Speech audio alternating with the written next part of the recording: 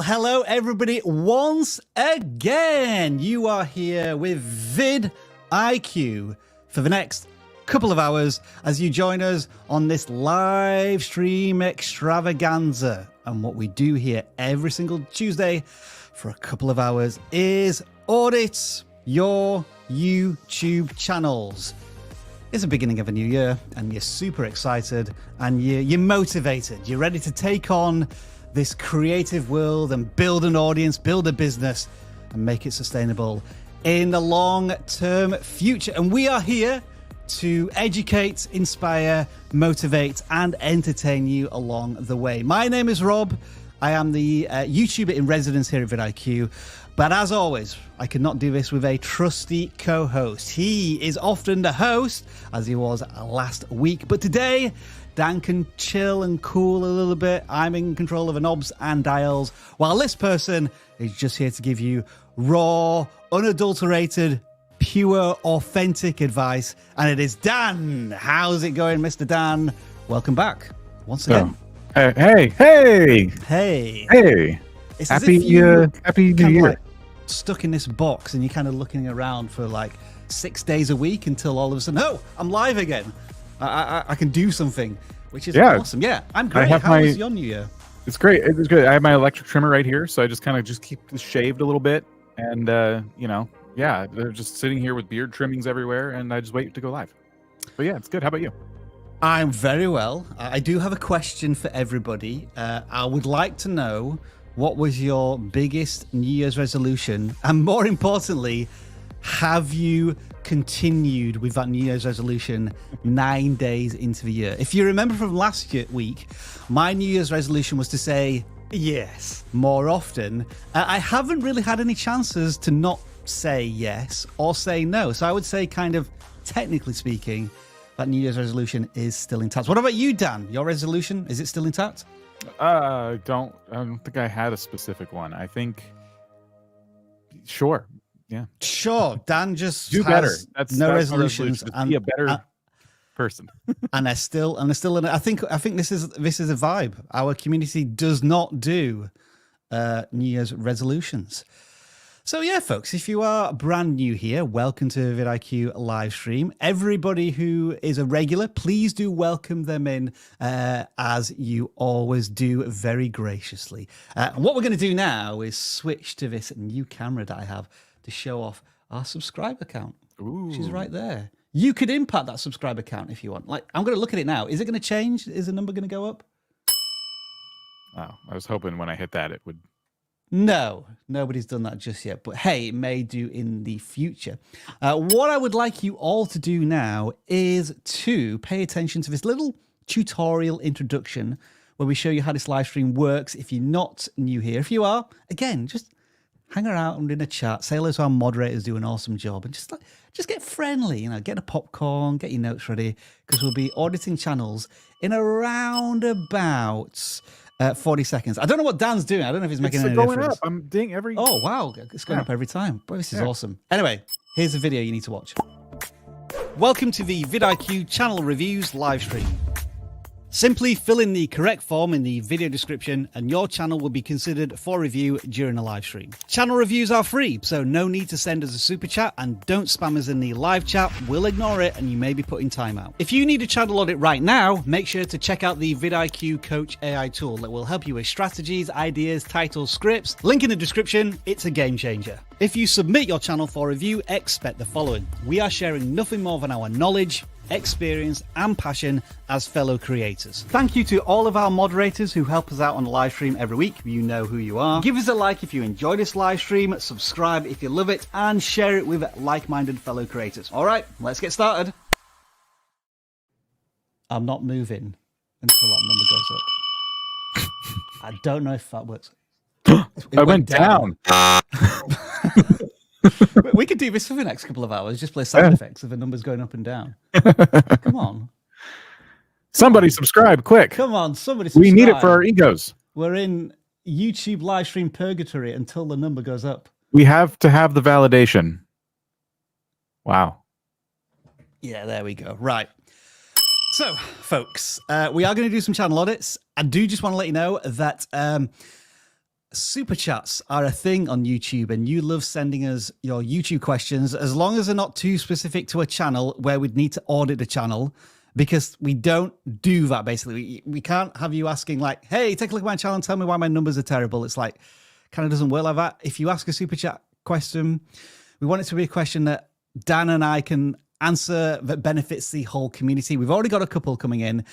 We had an enormous number of super chats last week, and if it continues to be insane and we're just doing super chats for 2 hours, we'll try and have a think about how we can address that, but we'll see how it goes this week. We have 3 so far, which isn't too bad, but as I say, send in your super chats, the sooner the better, because it just gets chaotic at the end of a live stream.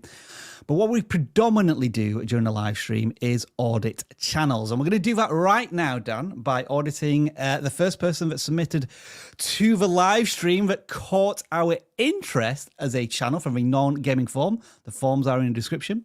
Do make sure to fill them out if you haven't already, because you can be randomly selected later on. But Dan, I bring to you as the first channel submitting this week. Can we give another little one of those bell rings, please? Thank you. We are auditing developer advocates aspirant. I'm not familiar with that last word in the channel name, but regardless, they have 114 videos, but they have 75,000 subscribers. But when you look at the view counts, Dan, they're not really reflecting such a impressive subscriber size. So just to give you a bit more context, when I go to shorts, but I think they are a long and shorts forms creator. When I go to shorts, they have some popular, very popular shorts with like 1 million views, 3 million, hundreds of thousands of views, and so on. As per usual, thanks to YouTube's decision to remove the date published on shorts, we don't know how old these are. But in summary, this channel has had massive success in the past with short form content. These days, view counts in the high hundreds, very low thousands. And with their long form videos, they're pushing maybe 200, 300, 400 views. So big breakdown here. Let's try and put together a synopsis of why we think this channel's kind of got stuck despite impressive numbers in the past. Yeah. I looked up that word, by the way. It's one who aspires. So really? I did not know that. All right. So that's cool. Learned a new word. I don't know how to say the word, but learned a new word. So when I look at this channel, I mean, it's obvious that it does appeal to a specific audience. Yeah. I just like I had to look up that word, I kind of feel like I need to look up what some of these terms are and what some of the things going on are like in the individual titles and thumbnails. So I'm just going to caveat any advice with, keep in mind, we're not necessarily in this niche. And so you want to base your changes, take what we kind of say and like go, okay, what's my version of that? Because you want to be looking at similar channels, but successful ones, and you want to be seeing how they do their thumbnails, how they do their titles. Because my instinct is to go, oh, these thumbnails are a mess. They're too text heavy. And I do believe that. But I have seen in certain software channel niches, like I've seen some of this work before. Indeed. Yeah. I can agree with you there. Yeah. I don't want to be too harsh, but I will say that it's a human thing, right? Like if you can communicate what your video is about with a simple thumbnail, I don't really care what niche you're in. It should still be like easy to understand, right? So if I look at one of these thumbnails, I should start to understand where you're coming from. And it's funny to me that the most collage-y thumbnails are the ones with the most views. Because like I was gonna say the Java multi-threading one, I'm like, oh, that's very little text. It's a nice clean thumbnail, 137 views from 2 weeks ago. Like the one after it has more of a collage feel and almost has 1,000 views. So that is like part of this is like sometimes advice that we give doesn't apply to everybody. I do want to touch briefly on the channel focus. Like as you say, there's a big coding vibe to some of this, but there's also job interview questions for coders, which is a sidestep in the channel focus a little bit. And then there's also living in a certain country and financial implication struggles of that. So there are some branches to this content. What I want to look at as well, Dan, is when we look at the most popular shorts, which have obviously brought in all of the subscribers. Clearly, this top row of shorts is where the large majority of those 75,000 subscribers have come from. It was all a similar type of format of tech interview situations. And also, I want to play one of these, which may give you a further insight into why this channel may be struggling now, as opposed to maybe it had success in the past. So I'll just click on Dan, and I'm going to try and observe Dan's expression here. So my first question is, what is Java? Java is a general-purpose, class-based, object-oriented programming language. It is among the most used programming language. Java is also used as a computing platform. I'll stop there. You heard that, right, Dan? Just to check that everyone else heard it. Yeah, I did. So you mentioned something here a couple of minutes ago. You said trying to make the content more human, and clearly with these shorts, it's an AI voice, AI animation, etc., etc., etc. So, trying to connect people together by having more successful job interviews. Like, you don't interview AI, you interview human beings. So maybe there was a connection lost there. And I'm also thinking that perhaps these videos had success in the past was because it was one of the early adopters to YouTube Shorts, and was just begging for niche-based topics, and this creator found a real niche, which has now been usurped by lots of other creators coming into this space. All speculation, but we're just trying to work out why this channel has hit kind of a roadblock, because recent shorts are getting 2,600 views, 900 views. It's not the hundreds of thousands they previously got. Let's click the latest one, because I think that topic is good, but let's just see. Yep. Top 10 IT service-based companies in the world. Number 10 on the list of top 10 IT service-based companies in the world is Fujitsu with Okay, so pause there. Yep. Whether or not that's an AI voice, I don't think it is. What bothers me about it is that you repeat the title, I assume, in every step now.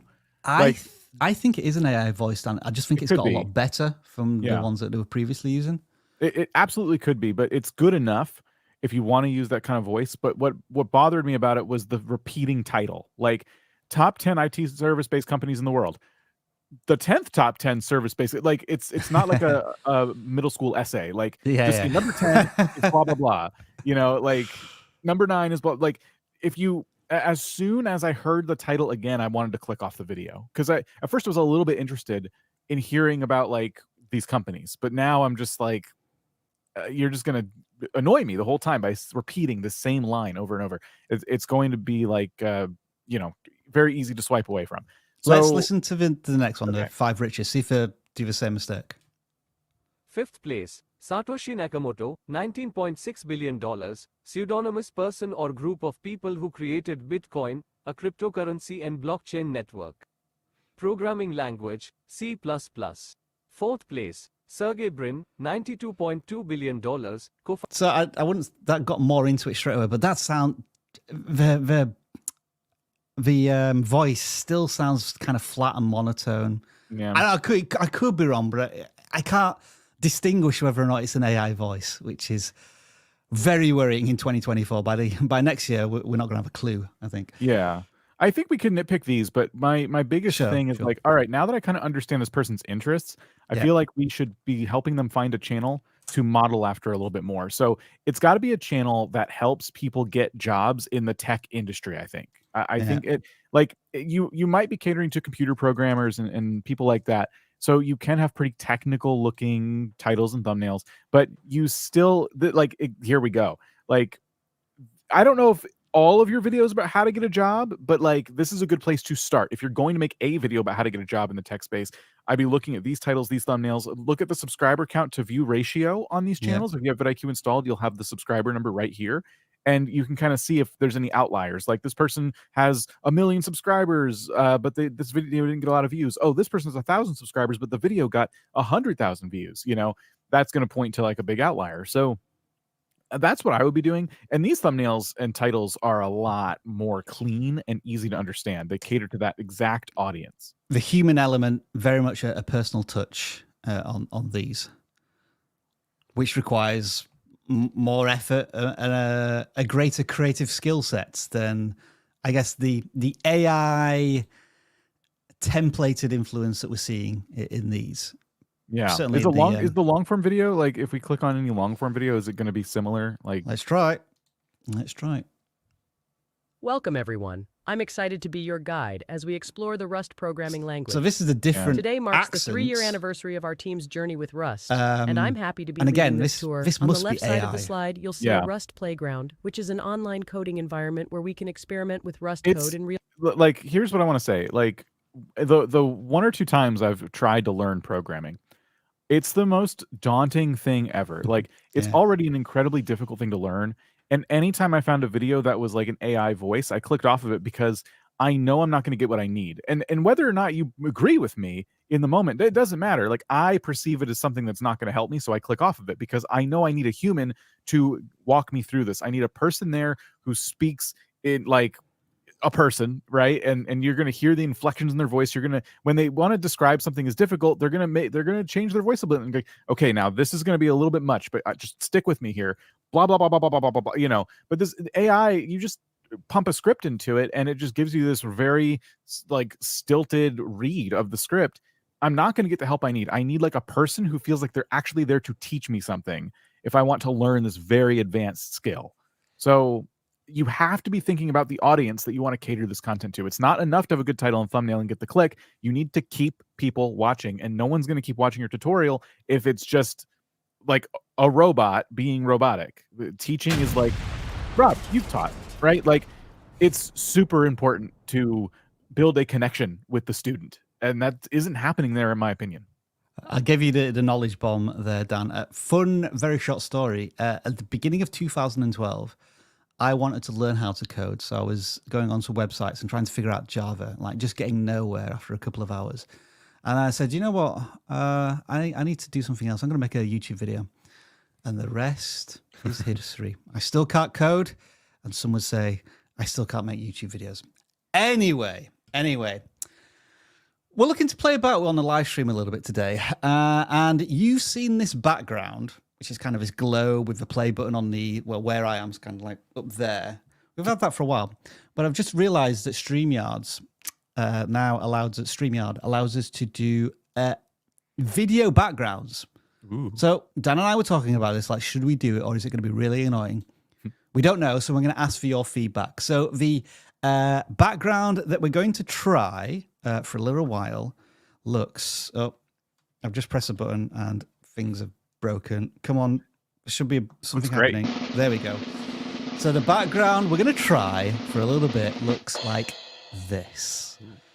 I don't know if it's like visual ASMR or it's too distracting or what. You're not going to see it too much because we're going to be sharing a screen, but let us know what you think in the comments. Dan, my graphics card is spinning up now. We're going to try another channel. It's the first gaming channel that's submitted that caught our interest, Dan, and we are looking at Chazzy Boy. Yes, they do have a channel banner.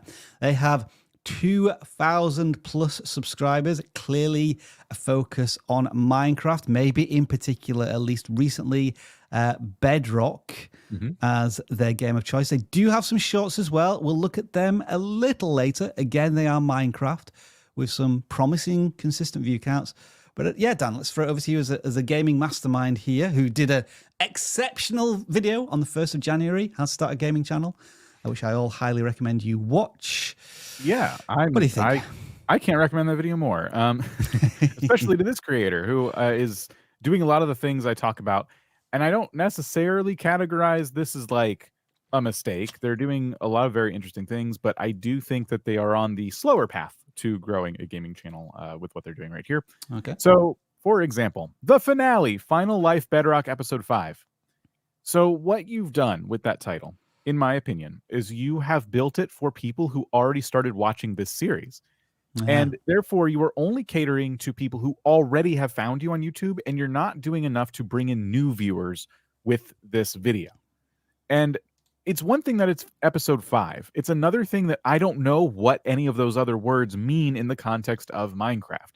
Final Life Bedrock is something that you've like probably explained in the videos themselves, but I don't know what that means looking at the title or the thumbnail. I assume it's like a PvP thing, but the stakes couldn't be less clear. I don't know what's going to happen. I don't know what happens if someone loses or someone wins. I don't understand the gravity of the challenge.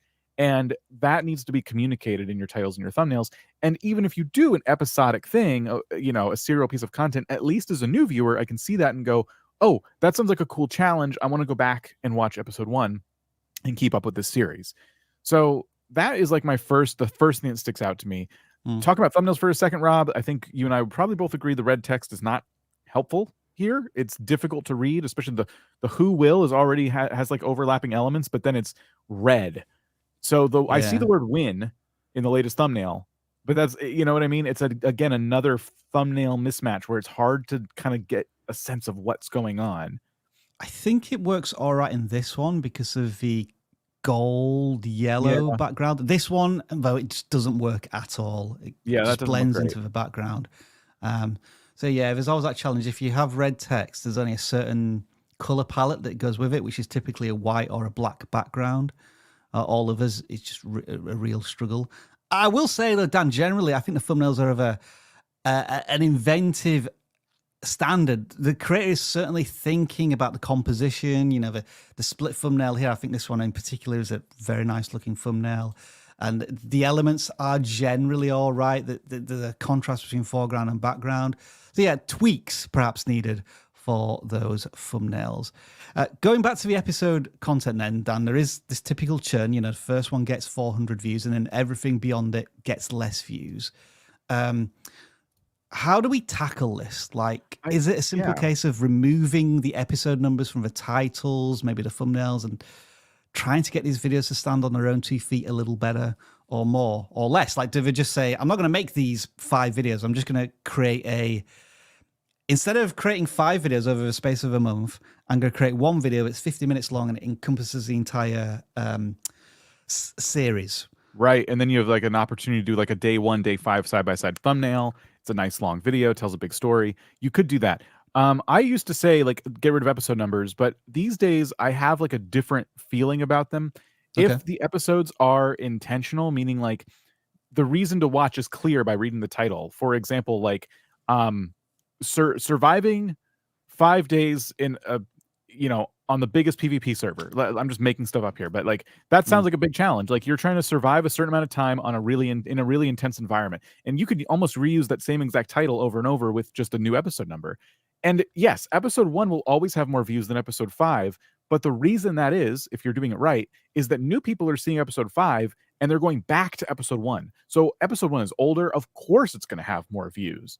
But if you're noticing that episode 1 to this day is still not gaining traction, that's when you know that you need to kind of like change your strategy a bit. The challenge has to be clear from the title and the thumbnail if you're going to do that.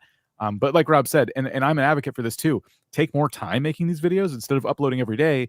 Take a week or so to film the whole series, put it in a big compilation, and you don't even need to release those individual episodes. Now people have something to sit down and watch for a while. Maybe they pause it, they go take a break, and they come back to it the next day. Like that's very normal in gaming videos these days. It's something I talk about in that video we mentioned earlier, and it could be a huge win for you. And when you do that, the title and the thumbnail get a lot easier because usually in this context, it's for a time-based kind of thing. It's a certain amount of hours or days, and then it's very easy to make a thumbnail like the split screen one, the with or without split screen one, like day 1, day 100. Like it's really nice. It's a cool trend right now. I don't know if it'll be like that forever, but it definitely is something that a lot of people are doing, and you'll notice it everywhere. Minecraft channels, it doesn't matter. Gaming channels love doing this, and I definitely encourage it.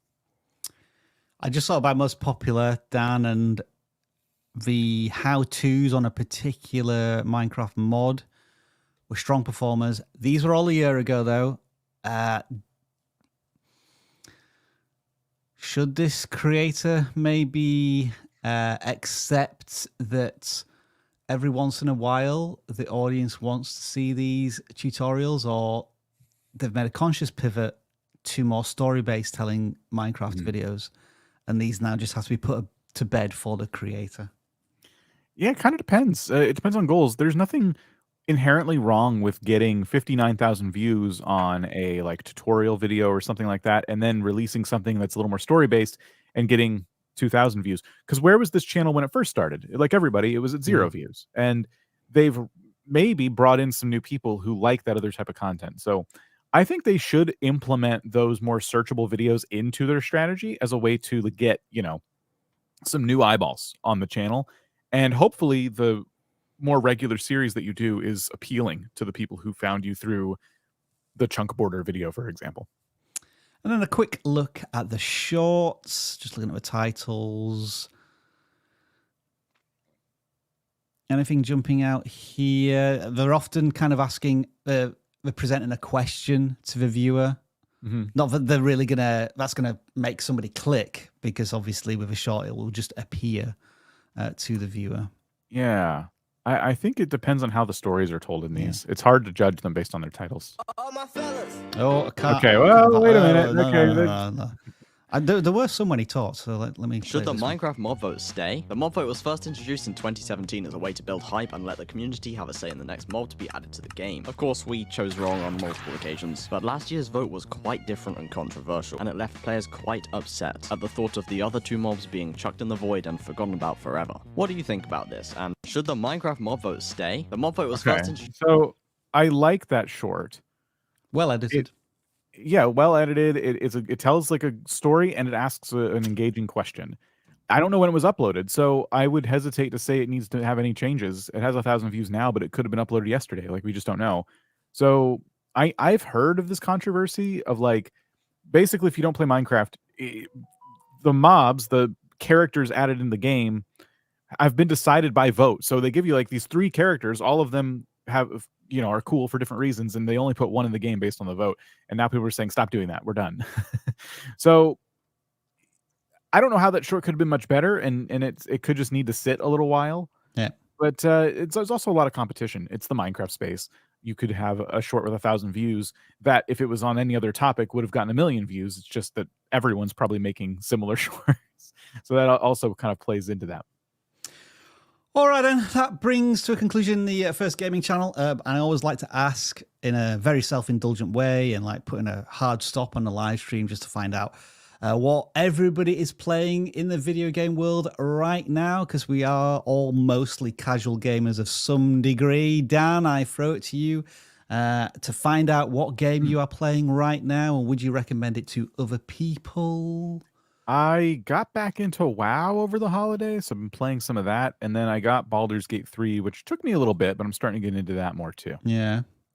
I'm kind of on a big RPG kick right now. Yeah.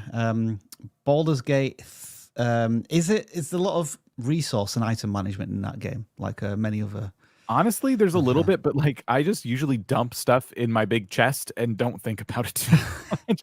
It's not like some of the other games that you've complained about in the past. What you need to like about it is turn-based fighting and stuff. And that's when I get a little bit bored. I can only play so much of that, so I haven't played too much of it. It's fun for a little bit for me. I like being evil and being mean to the NPCs. There was someone who was just sitting, minding their own business, playing a loot, and I was able to destroy their loot, which afterwards I felt really bad because I started crying. But yeah, it's fun. It's good for fun interactions. All right, if you could keep clicking on some of the messages about what games people are playing, it looks like hundreds of you watching are playing video games on a regular basis. I continue to work through Wolfenstein 2: Shadow of the Colossus. Enjoying it.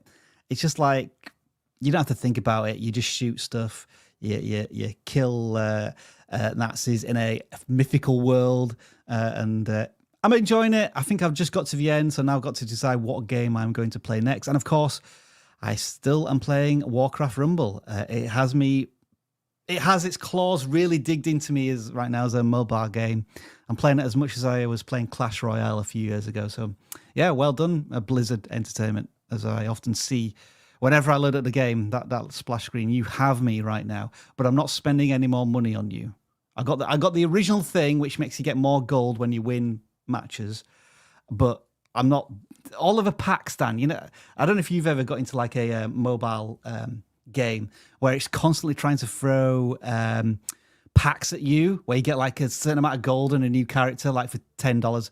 I'm not into any of that. I'm happy to use the thing that impacts the gameplay as you play it all of the time, but none of the gift packages and stuff. The gotcha mechanics. Yeah.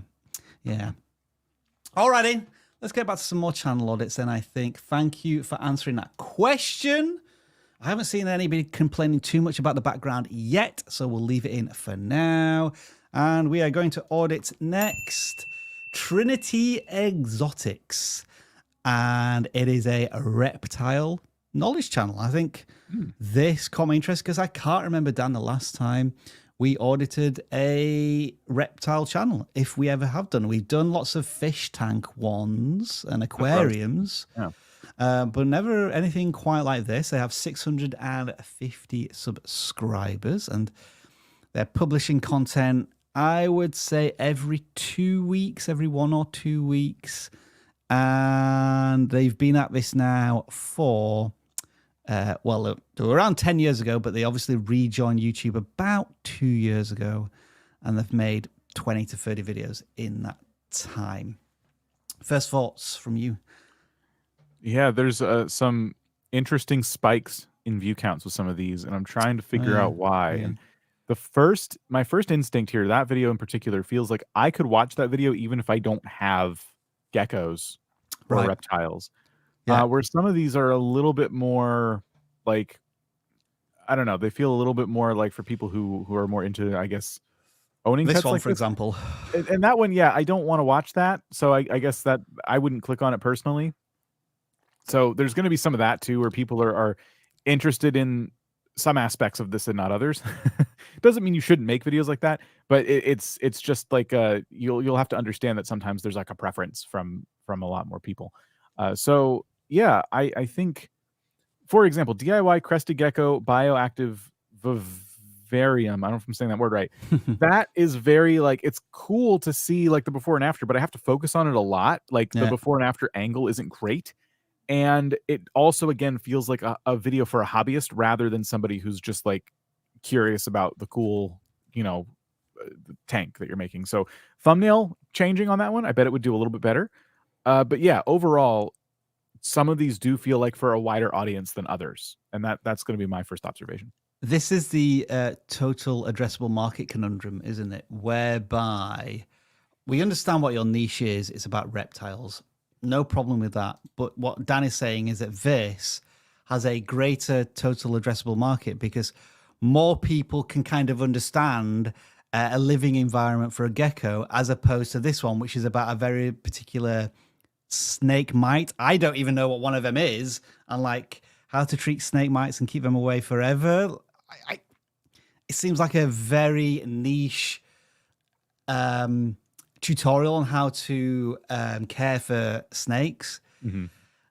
And so I guess what we don't want to just say to this creator, make everything like reptiles for dummies, in that sort of titling, but making them more accessible to the point where somebody like myself or Dan, who knows what a gecko is and a lizard is, and then you can phrase a question in an interesting way.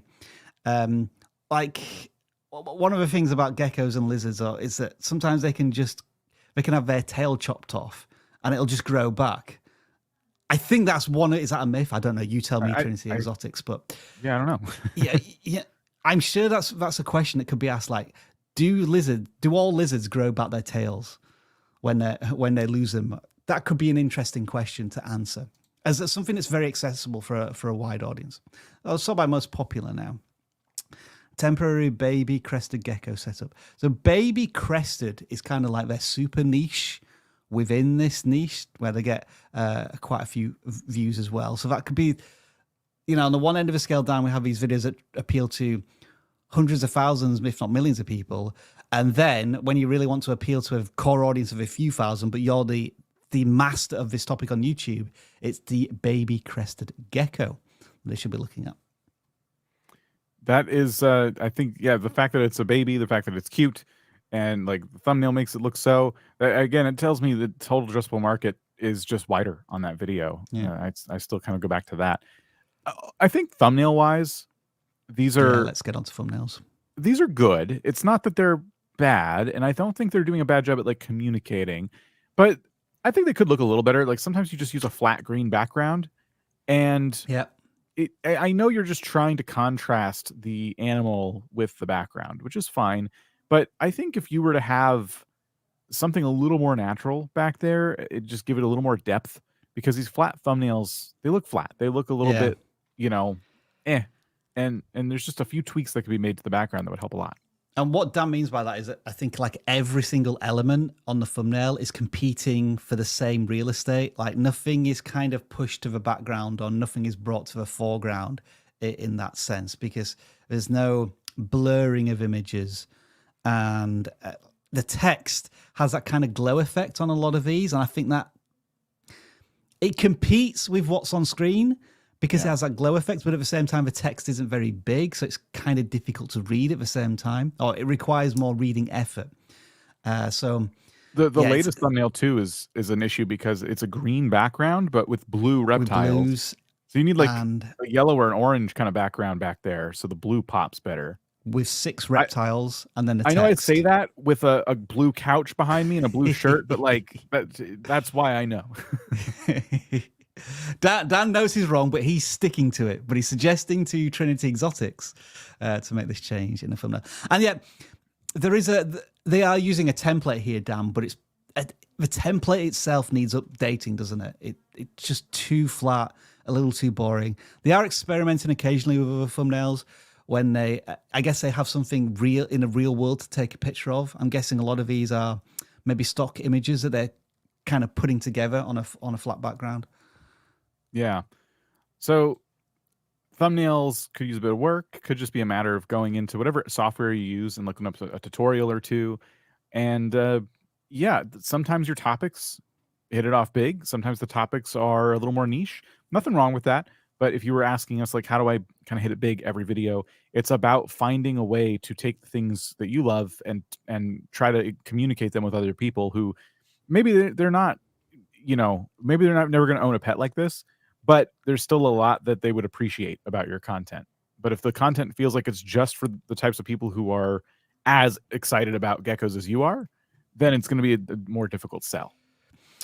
All right, that is Trinity Exotics. Now, we have a presence not just on YouTube, but on other social media platforms as well, including Twitter, Twix, whatever you call it these days, Instagram, and Facebook. And our dutiful community manager, Victoria, ran a competition over the Christmas period asking you to submit your thumbnails.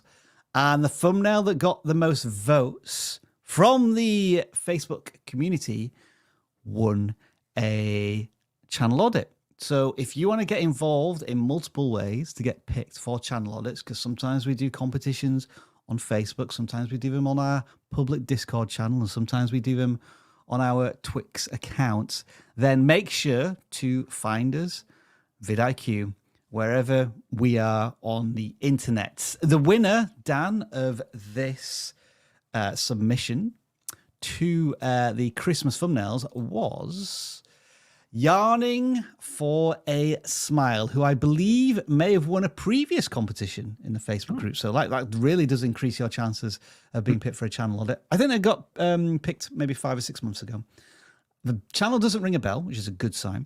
And they have 1,500 subscribers. They've made 250 videos at this point. And just looking at their averages for view counts, we're looking at anywhere from 100 to maybe 500, usually settling in the 200 range. And I think the winning thumbnail, it's not here, was it? I'm sure they submitted it. Let me just get back. The problem is this is a GIF. So you're only going to see the thumbnail for a second when it scrolls through. But the thumbnail, you'll see it says Vlogmas. That was the winning one. It was scrolling up there. But did they use it on one of their videos? I think it was this one on the left. Here we go. It was that one. That was the winning one. Oh, yeah. That's it. Anyway, they've just gone through a Vlogmas period, which many creators do. And now they're into the new year. Thoughts generally on where we are at with this channel? When I see some of these thumbnails, now I like the way they use text and overlapping elements and things like that. Really cool, good style.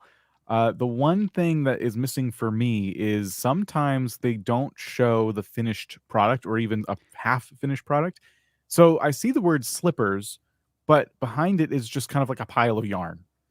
And I kind of wonder if people would be more inclined to click if you showed the slippers, showed something that looks like the slippers, show something you're trying to recreate. So like you take a picture of slippers and it's like a side by side, like recreating this, and you just have a pile of yarn. Before and after could work. There's a lot of different creative things I think you could do with thumbnails to communicate better other than just the text. Like I have to read the text in order to know what you're making. And sometimes an image just kind of works better. And that is one thing I would consider, maybe not for every thumbnail, but just for certain thumbnails, I think that would help.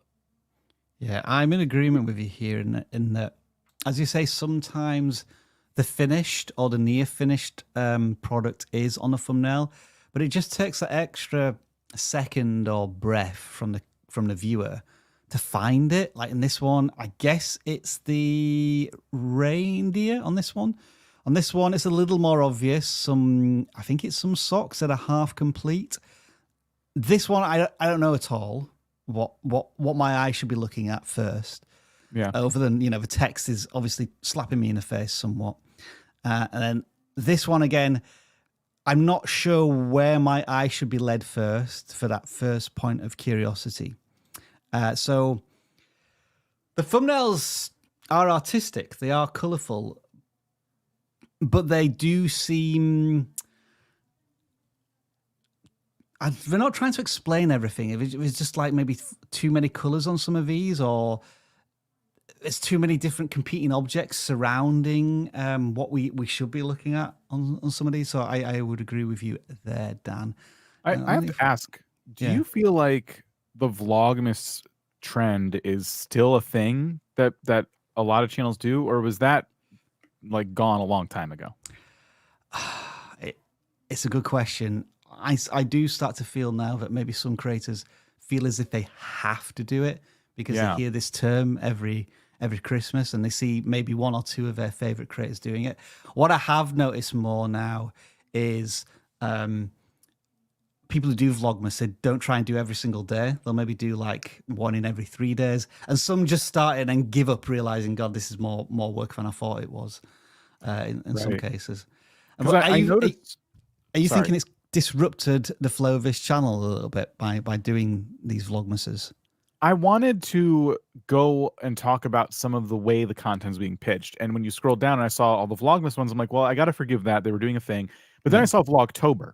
Yeah. And it makes me feel like this creator waits until opportunities to vlog before really pumping out a lot of content.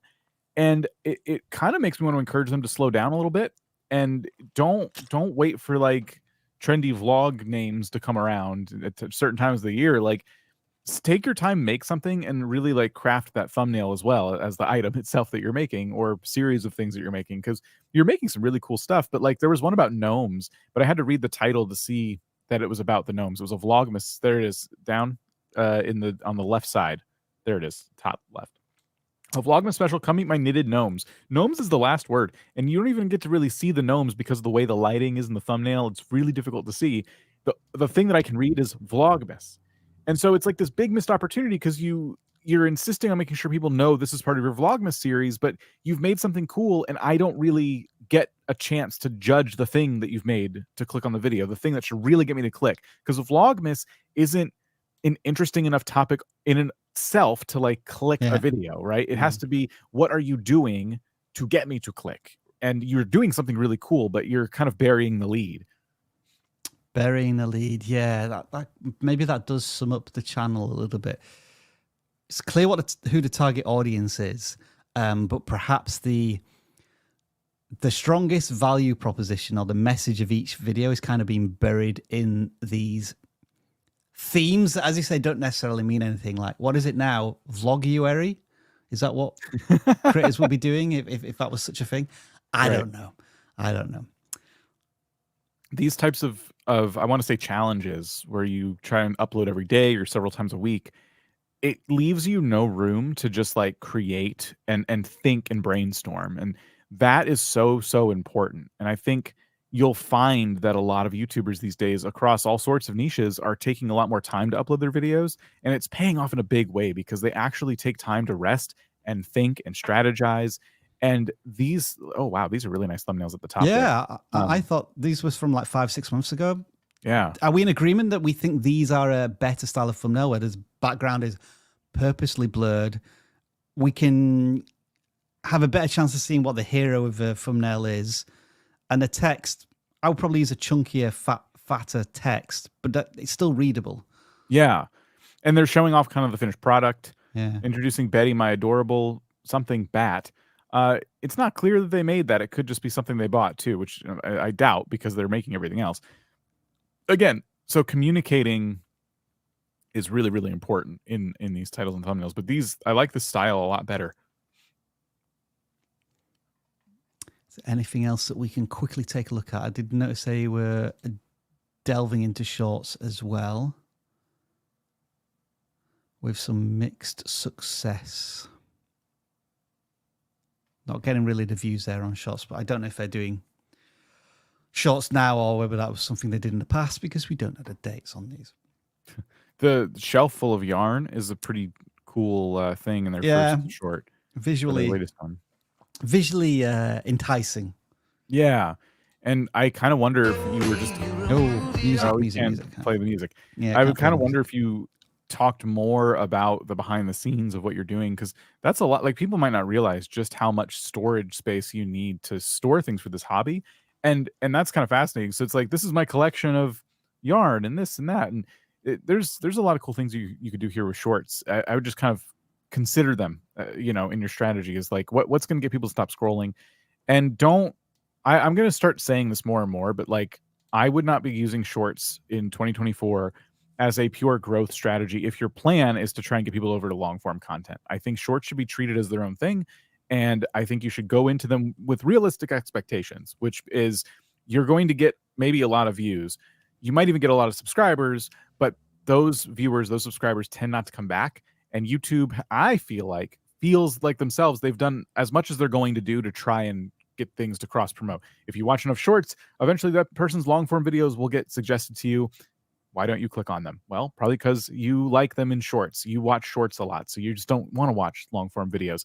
You can have the link that goes in your short and brings you to a long form video. Why don't people click that? Well, because if they click that, they'll be out of the shorts feed, but they want to stay in the shorts feed. So shorts are their own thing, almost their own entire platform. So I would just be thinking about that this year as you go to make shorts. They're great for a lot of things. They're not great for certain channels who are just trying to get long form viewers, and they're doing everything they can to game the system. All right, we're really going to test your eyes now with the background as it's fluidly moving along, and we're almost an hour into this. And Dan, as usual, we have quite a lot of super chats to get through, and so we're going to start working on them right now with the first one that comes from, when I find all of the right buttons that I need to press, it comes from Oto Inari. I updated my brand logo for 2024 to start with something fresh and clear. Will changing older thumbnails, including most viewed videos, help or hurt? Good question. Changing older thumbnails. I thought it was all of the thumbnails. I would be very strategic about that. I would choose videos that are, one, getting impressions today still. Yep. Not views, impressions. If YouTube is still testing the content out, that's a good sign. Then two, is the video still relevant today, or would you be better off making a new version of it? And if the video is still relevant today and still getting impressions, that seems like an easy win to me. If you have a better idea of how to communicate that title, that thumbnail, if it's getting a lot of views and impressions, I wouldn't mess with it. But yes, if it's getting impressions but not views, that'd be my biggest indicator of like, oh, I can probably change the thumbnail, and the people who see it after that, they'll click. I would also say maybe wait until you get the test and compare feature, because that's really going to give you the opportunity to test different thumbnails on the content. It might be almost handicapping yourself by just replacing with a single thumbnail right now. If you've got an opportunity like in 2 or 3 months time to do A/B testing on your thumbnails, and that should be coming out to all creators I'm saying April, May time. That's when I reckon everyone will have it. Next one. I wouldn't take my car there. If not using a brand, my CTR is in the 30s. Help. I apologize, but I'm confused by the question. I am too. I'm sorry. Or congratulations. I'm gonna interpret it as this, Dan. I'm not including my logo or any sort of branding from my channel in my thumbnails, and CTR is in the 30%. If that's happening, that's great. I wouldn't change anything. That does seem to be tremendous numbers to me. But that's probably not the question they're asking. But I don't know what the real question is. Sorry. Yeah. It's hard to say there. I'm sorry. But they've also got the follow-up question as well. Also, CTR calculated from first tens or shorter. First 10 seconds? Yeah. So, okay. Does it count as a click if someone stays after the first 10 seconds? I think it's a click probably after a lot less time. I don't know. It could be a percentage of the video, know. but we don't know. Yeah. Sorry that we don't understand the question properly. 7 cities hits, close to the first level of monetization. Well, let's give you a bit of a celebration for that. Any tips on how to best take advantage? I'm a channel that doesn't go live or have a product to sell. Now, this is a challenge, isn't it, Dan? YouTube have given creators an earlier opportunity to monetize their audience, who is relatively small at this point, and maybe not completely invested in the channel yet. And they can't do anything with ad revenue for another 500 subscribers and many hours of watch time. It is, you will hear people advocate for monetizing your channel without AdSense, meaning like Patreon or memberships or whatever. And it's very interesting that YouTube has given that feature out earlier before AdSense comes in. And I get that it's tempting to use, but again, I would caution it's going to be like case-by-case basis. It's about your strategy and things like that. Like you should be busy trying to grow your channel, right? That means you should be busy coming up with new video ideas, improving as a creator across the board, editing thumbnails, all the things that make YouTube so difficult. And if you take time out of that to try and come up with a banger of a membership program, and you're trying to get all these people in there and all excited, it's going to take away from the growth of your channel to where you could be getting that AdSense in the background, and you're not getting new viewers in. Again, it's kind of like the channel we saw earlier, the gaming channel, where they were catering to like the viewers who already knew them. The memberships will be for people who already know who you are, but they're not going to do anything to grow the channel. You know, it's going to be the awesome content you make that grows the channel. You know, just because you have an awesome membership program, people are gonna be like, I got to subscribe to this person. They really take my money with so much respect and grace. That's not what people think. They're like, I love your content, and that's why I want to join your membership program. So focus on the content first would be my advice, and keep your memberships scalable when you do start them, meaning you don't have to put in a lot of work every time you get a new member. Like some people would like to do a handwritten card or something. Don't do that. Like just offer cool emotes and things like that. There you go. Thank you for the answer, Dan. The next question comes from Grey Ghost Gamers. Wow, with a $20 super chat there. Happy New Year! 300 subs. Video languished at 75 views for 190 days. Changed the thumb as per your teachings. 4 weeks later, Nice. went viral, and we'll use the word like viral in quotation marks because it's gone viral for their channel with 3,400 views and still getting 250 views a day. That is fantastic to hear. And it does kind of reinforce the question that was asked earlier on about should I change my thumbnails? And, you know, as Dan kind of mentioned here, if you think the video still has value and YouTube is trying to reach audiences with it, then yes, maybe it is an opportunity to tweak the packaging. So well done, Grey Ghost Gamers. Awesome stuff. Rob the Tech Wanderer, just saying thanks and would love to hear your thoughts on hurting channels by splitting the audience with shorts and long form. It's not really splitting to me. Yeah, I agree. It's another platform. It's kind of like saying am I splitting my audience by starting an Instagram feed where I post a lot of reels? No, it's like a different platform. I would really think of Shorts this year as a different platform. And I don't say that because this year changed anything. I'm just saying, like, as a new year, new mindset kind of thing. Shorts is a different platform, which means it's viewers you wouldn't have had because they're probably just kind of more or less Shorts viewers. So it's not splitting your audience; it's splitting your attention on the content that you're making. Good point. Yeah. Again, anecdotal, but we started to make a lot more shorts this time last year. We haven't seen any kind of negative impact or influence on either our longs or shorts.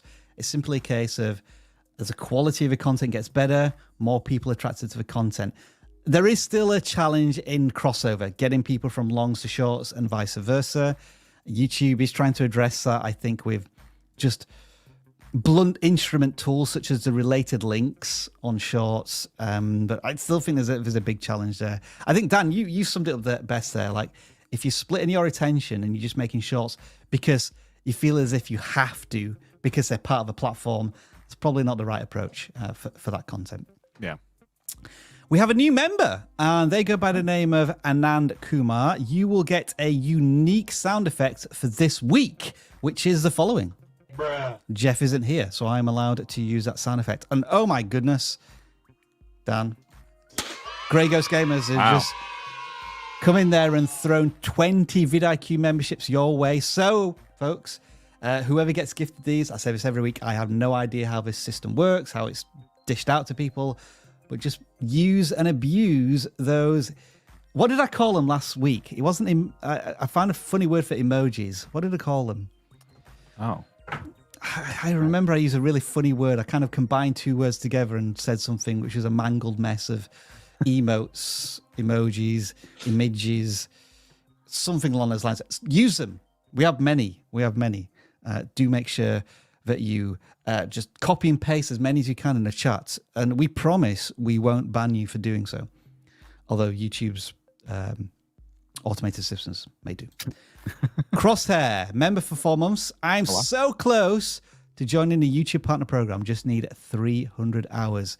Nice. We roll out the red carpet and welcome you down those final steps towards whichever monetization it is. Crosshair, well done to you. And I think I missed one of the super chats here, so let's just go back to it. Did I add a link of my shorts or channel? Are you meaning, did you fill out the form correctly? I don't know. There have been a lot of questions today. I keep meaning to say this. A lot of questions about how to get your channel reviewed. This might be one of those. All right. So 2 forms down below. We're going to pick them randomly soon. We did pick some at the start of the stream, but the next hour we're going to start picking these at random. There's going to be hundreds of channels that have submitted. We're not going to get to all of them. So best of luck to you. But yes, that's how it works. All right, Dan. I'm going to throw this question to you because to be honest, I've washed my hands of this part of YouTube like 5 years ago. Nick Heim, again, I think they're on a streak as well of maybe 10 or so super chats progressively. Hi, guys. You are awesome. Does it make sense to include videos in several different playlists? Wouldn't this be confusing for a regular audience? So I want you to think of playlists, just my opinion here. Yeah. In the same way you think of chapters and videos. And if you're not thinking about chapters and videos, let me put it this way. Some videos constitute chapters. They're longer. They got a lot of different subjects in them. Some videos don't. Some videos are shorter and you just don't need to chapter them. I would say the same goes for playlists. Sometimes you have a series of videos that make sense to run together, and people aren't going to find the playlist and go, oh, thank goodness. They're going to find maybe one video and realize it's part of a playlist. And what you're doing is helping them out of a courtesy of like linking the videos in the order that you want them viewed. And it helps people, like follow the series. Now, that being said, what I've realized about playlists is they are so broken that it's better to make one giant 10-hour video and chapter it. Like if you have a coding boot camp or something, you make that giant video.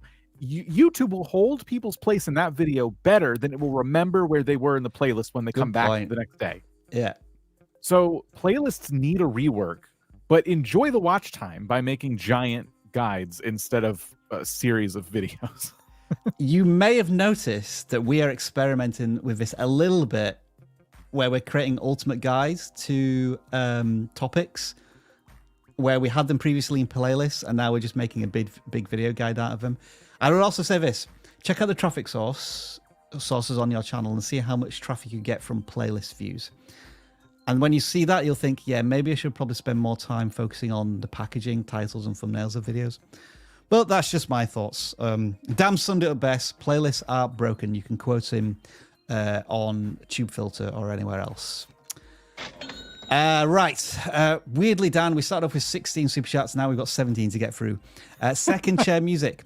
Hey guys, I'm considering joining the coaching program, but I was wondering, would it be good for the video essay niche, particularly in history? And I would say absolutely yes. What second chair music is referring to here is the one-on-one coaching that is available through vidIQ. And what you get is a personal coach that you can video message as often as you want and receive video responses. And these coaches, what I will say is these coaches, like, you have to understand that there are a 1,000,001 different niches on YouTube. So, you know, subject matter experts are like a rare breed. And when you talk about the video essay history niche, I'm not going to say that we have a video history essay niche expert, but we have a YouTube growth expert coach who is going to get you thinking about the right questions to ask about that niche so that you almost answer them yourselves through the help and guidance that you will get from the YouTube coach.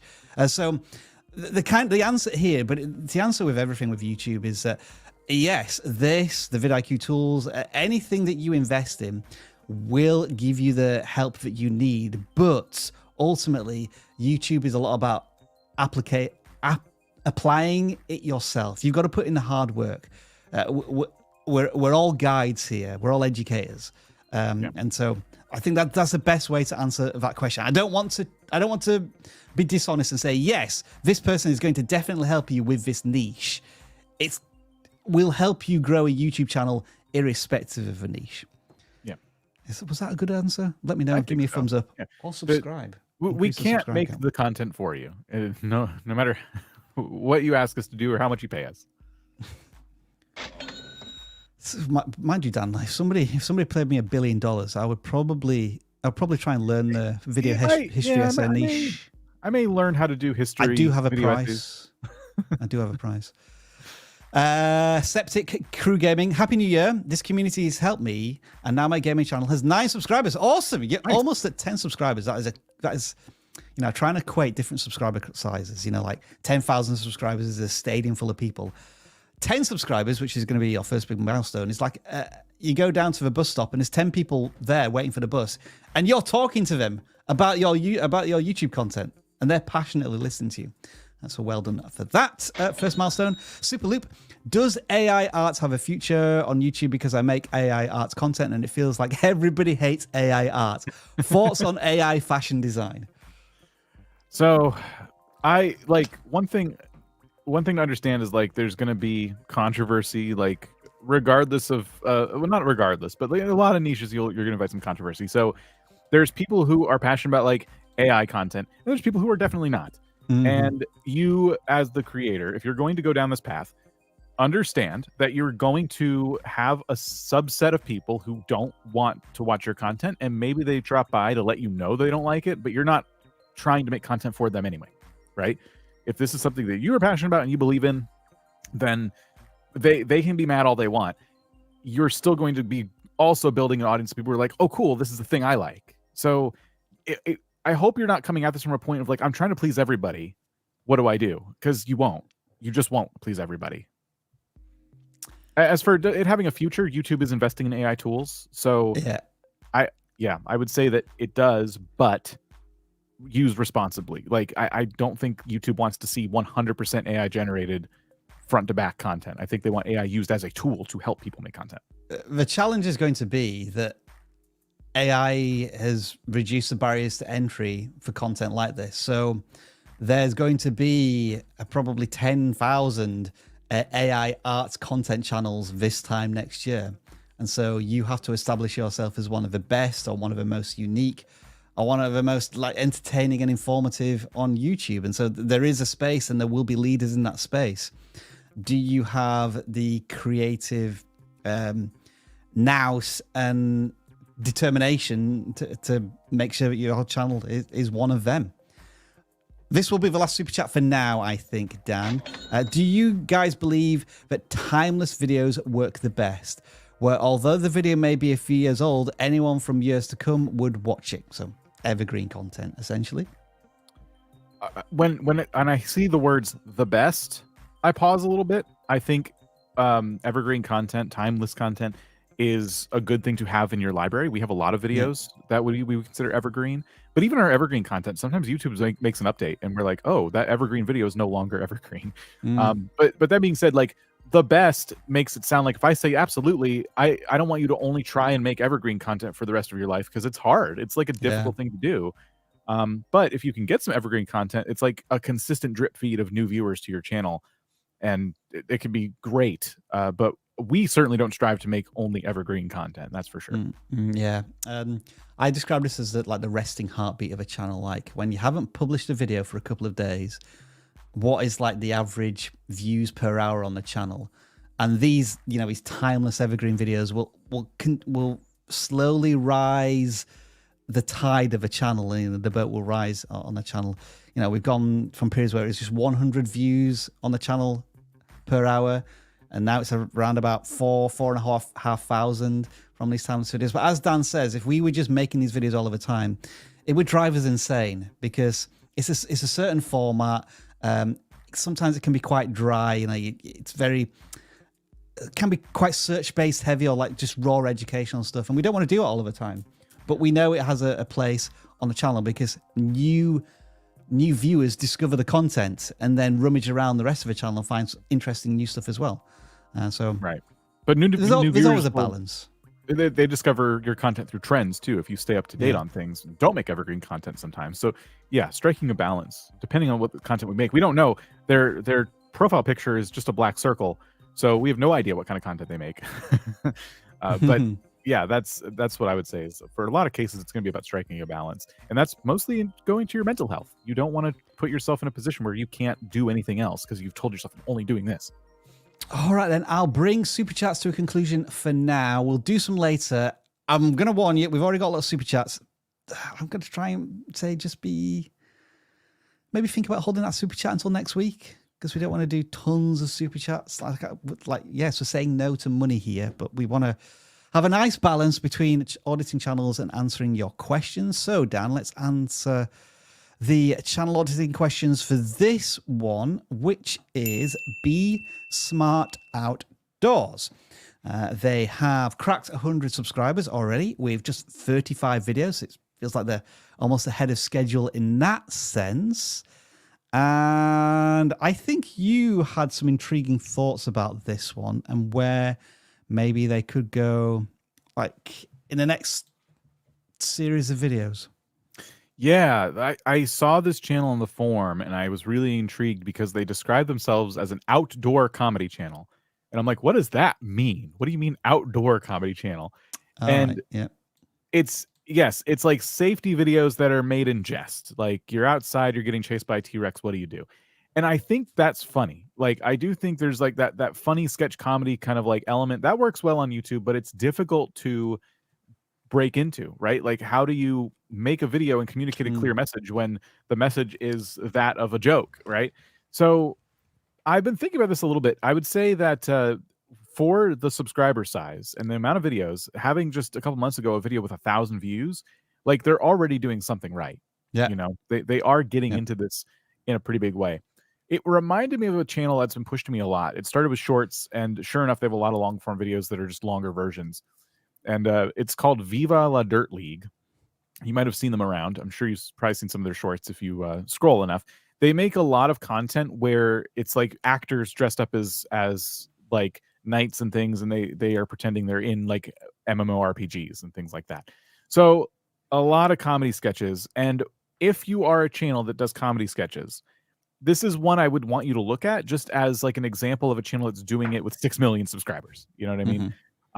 they do a lot of things that, you know, when it comes to titles and thumbnails, it's difficult for me to say exactly what's working and exactly what's not. But the one thing that's clear to me in looking at a lot of their videos is that they are doing comedy sketches. Like if you look at Idiot Virus, what I like about that thumbnail, other than the words Idiot Virus, which is just funny, is the faces that the actors are making in the picture, right? Like it makes it kind of starts to already get you in a mindset of like, you know, how to fix an idiot's computer. And using the word idiot is like not something an actual tutorial would use, right? Like if you're trying to fix a computer, you're not going to do that.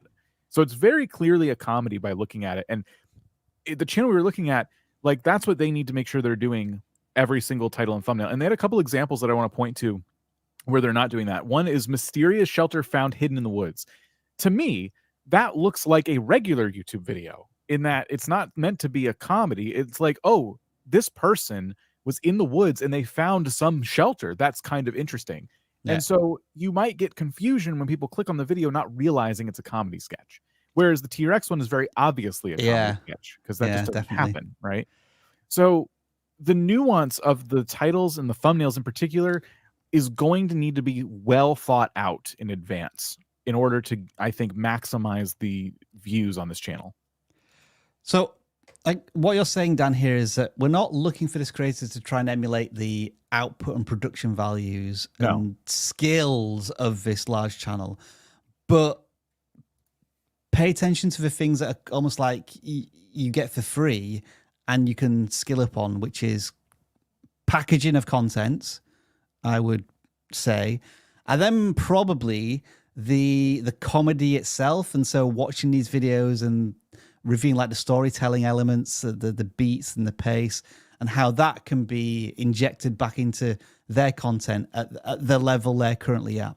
Because I can already see a development here of a creator. Like the thumbnails, I think, compared to where they were a year ago, where she was just like, I'm going to take a picture in the moment and I'll just throw some text on and some symbols, versus now you can tell that these are really carefully crafted pictures that are very simple. Like there's no text on these, and it's always trying to convey an emotion of some kind very strongly. And like, so you get that instant, well, I would say in some of these, that instant curiosity gap. You say, Dan, this one kind of just didn't hit the mark, but this one clearly does, and they're being rewarded with 1,000 views on that one as well.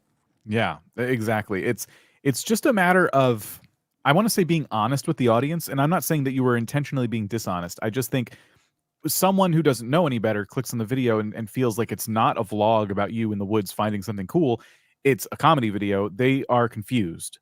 You know, so if you're making comedy sketches, just make sure that it's clear up front. That's what this is. And I'm not saying you have to do that by putting the word comedy in the title or something silly like that.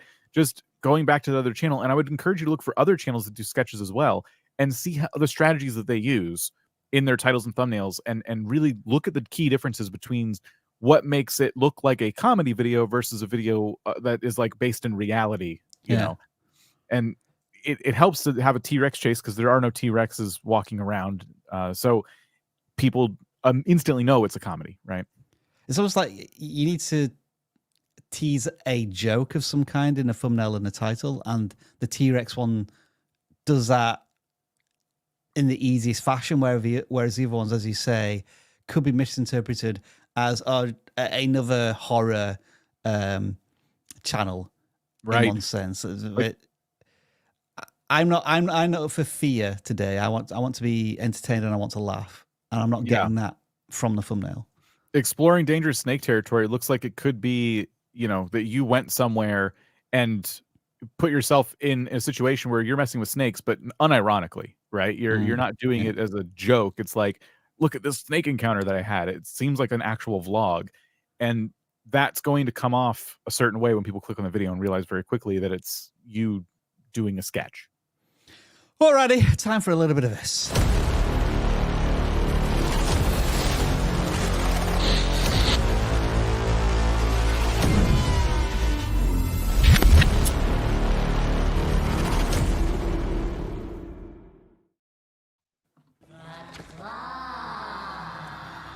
So what we're going to do now, folks, is we're going to take this claw and pick out some random numbers from the form you have been filling out over the last couple of hours. Pick some of those channels and audit them on first impressions. We don't know what we're getting ourselves into, but let me demonstrate how this will work. So this non-gaming channel currently has 557 applicants. So we make sure that we cover all of those numbers. I'll go up to 560 just to make sure we cover them all.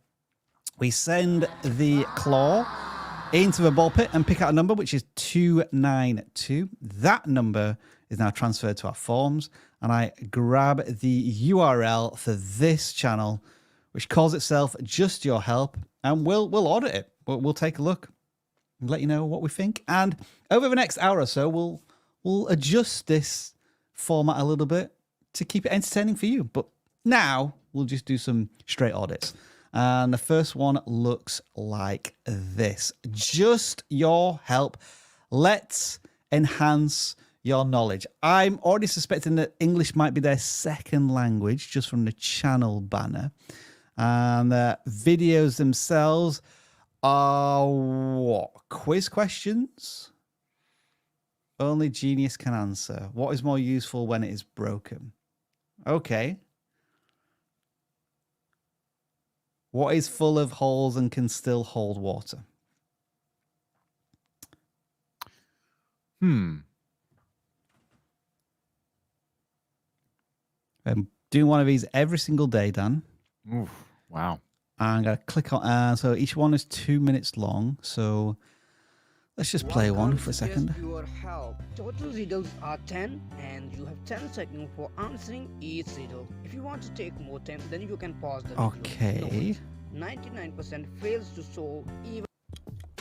Right, so riddles and stuff. This is a format that is not new to YouTube, I would suspect. And now, thanks to AI, I think there's going to be more channels like this. Yeah, it's going to be tough because you can probably pump out a lot of these because of AI and the fact you're doing it while you have your templates and things like that. Yeah. But the audience size for this kind of thing is going to be, it's going to be dwindling, mostly because all anyone needs to do is make an app, and there are plenty out there, and people might prefer to use that over your very short videos. Keep in mind too, these videos are so short that if you were to sit around and try and like do this quiz with a friend or something, you'd have to keep clicking videos. You know, this might benefit from like a big compilation. If they're going to just keep making this content, I would at least try that. Try to get yourself like a 30-minute video. By taking some of the other ones, that would be like the easiest thing I could recommend right now. But I still think inherently this is going to be really, really difficult content to sell, you know, just as it is. What about trying this as a YouTube short, Dan, where you just have one question? So you almost like just interrupting is not the word, but it's something, another different element of short form content. And because there's only one question and like you try and phrase it to last about 10 seconds, it gives a viewer the opportunity to say, oh, okay, I can answer one question, cool, and then swipe and then move on to the next one. But if you can do like 20 or 30 of these like a week, because clearly in each of these videos, you're probably looking at maybe 5 to 10 questions. I'm just wondering if anybody has done this to scale yet on YouTube Shorts. So probably have, if I'm honest. I would imagine there's already quiz style shorts knocking around. But I just noticed they haven't done any YouTube Shorts yet. There have been trends on like TikTok and stuff where people put a short video up that's like a checkpoint of some kind. Yeah. They stop you to, you know, give you a hydration break. You know, it's like, so the idea is you're finding these shorts in the middle of a session while you're scrolling. So a palate cleanser. Yeah. Right. It's what I've been watching.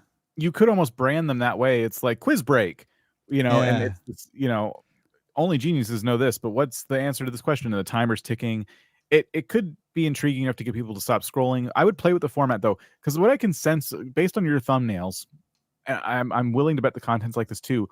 you use the same exact format over and over and over again for all of your questions and all. Like, I would be playing with the format of this too, to speed it up a little bit, to make it more engaging. The voiceover was a little bit hard to hear. Like, I would be looking to make production improvements as well. But yeah, shorts could work. You could do you could do both things, honestly. If you want to keep doing long form videos, I think the quizzes need to be longer. You need to treat it like, who's the audience? It's probably someone sitting down to do like a game night of sorts, right?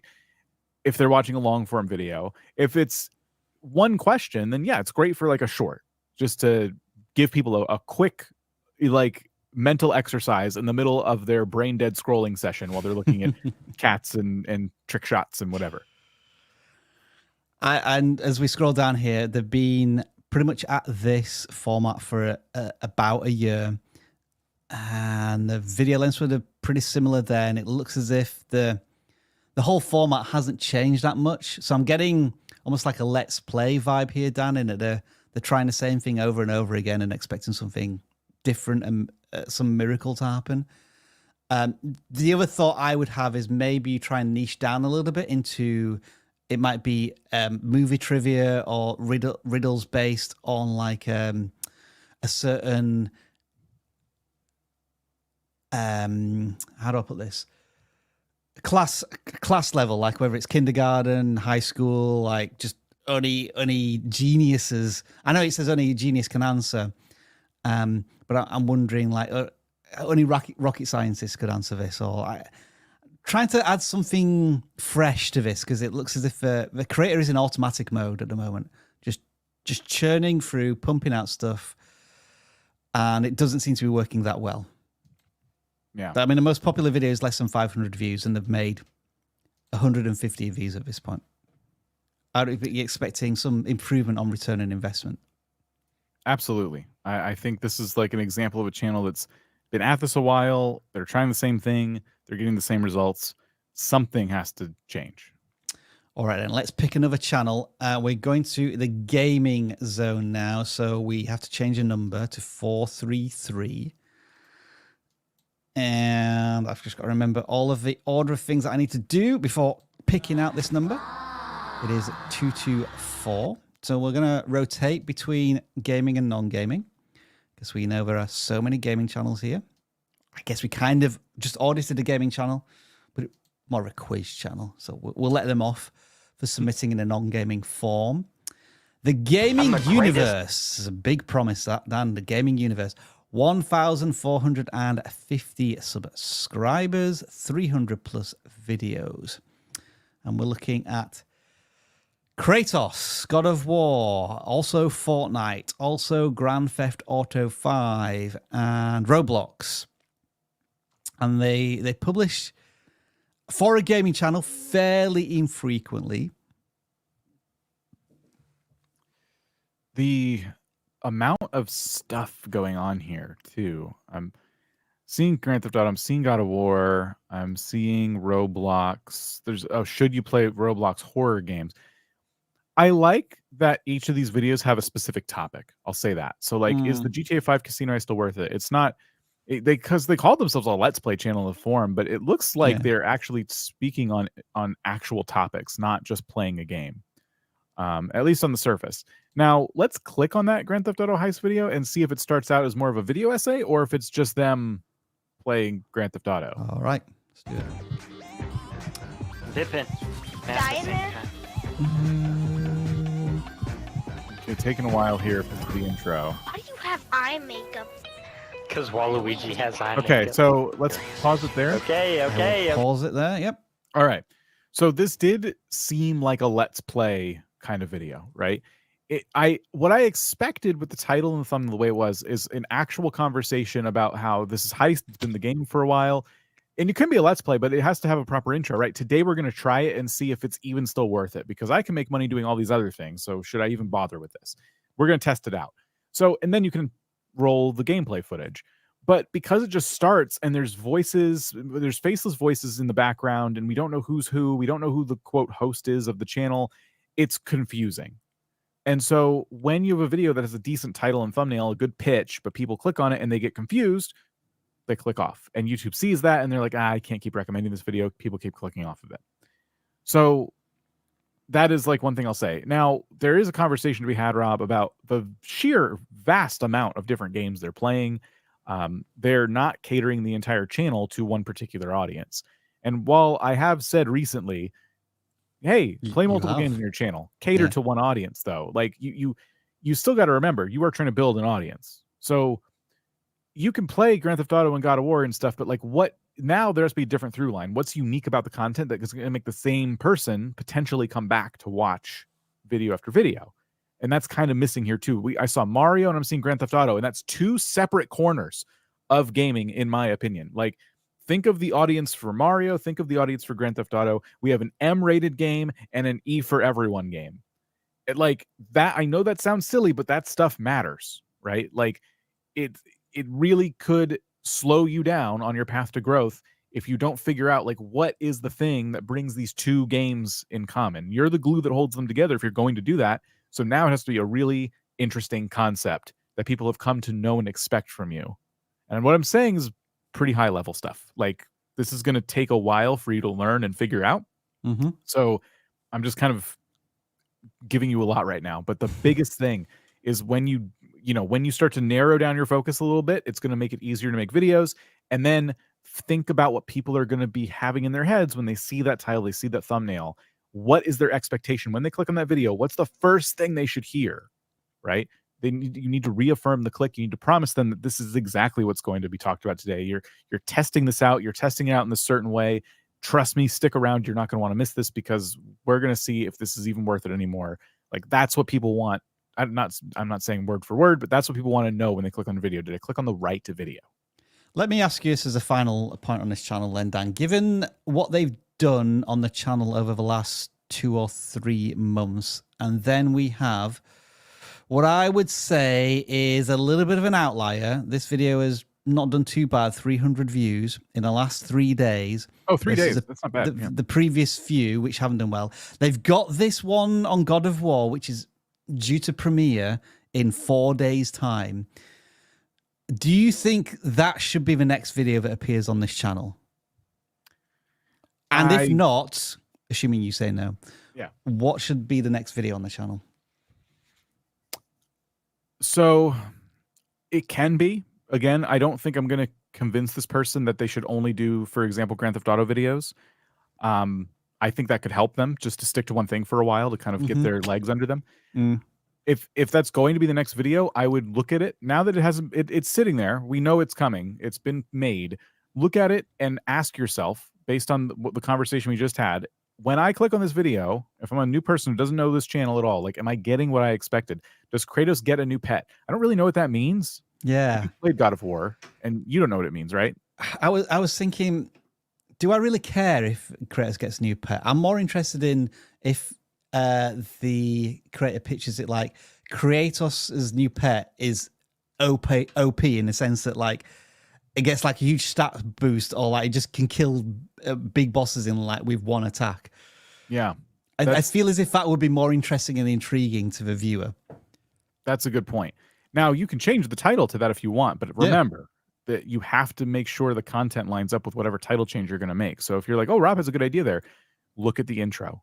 You might go back and redo that video. And then I will say this, the premiere for like 4 days away for a video that seems pretty normal for your channel. Standard, seems like a waste of a premiere. I'd only save those for like big releases.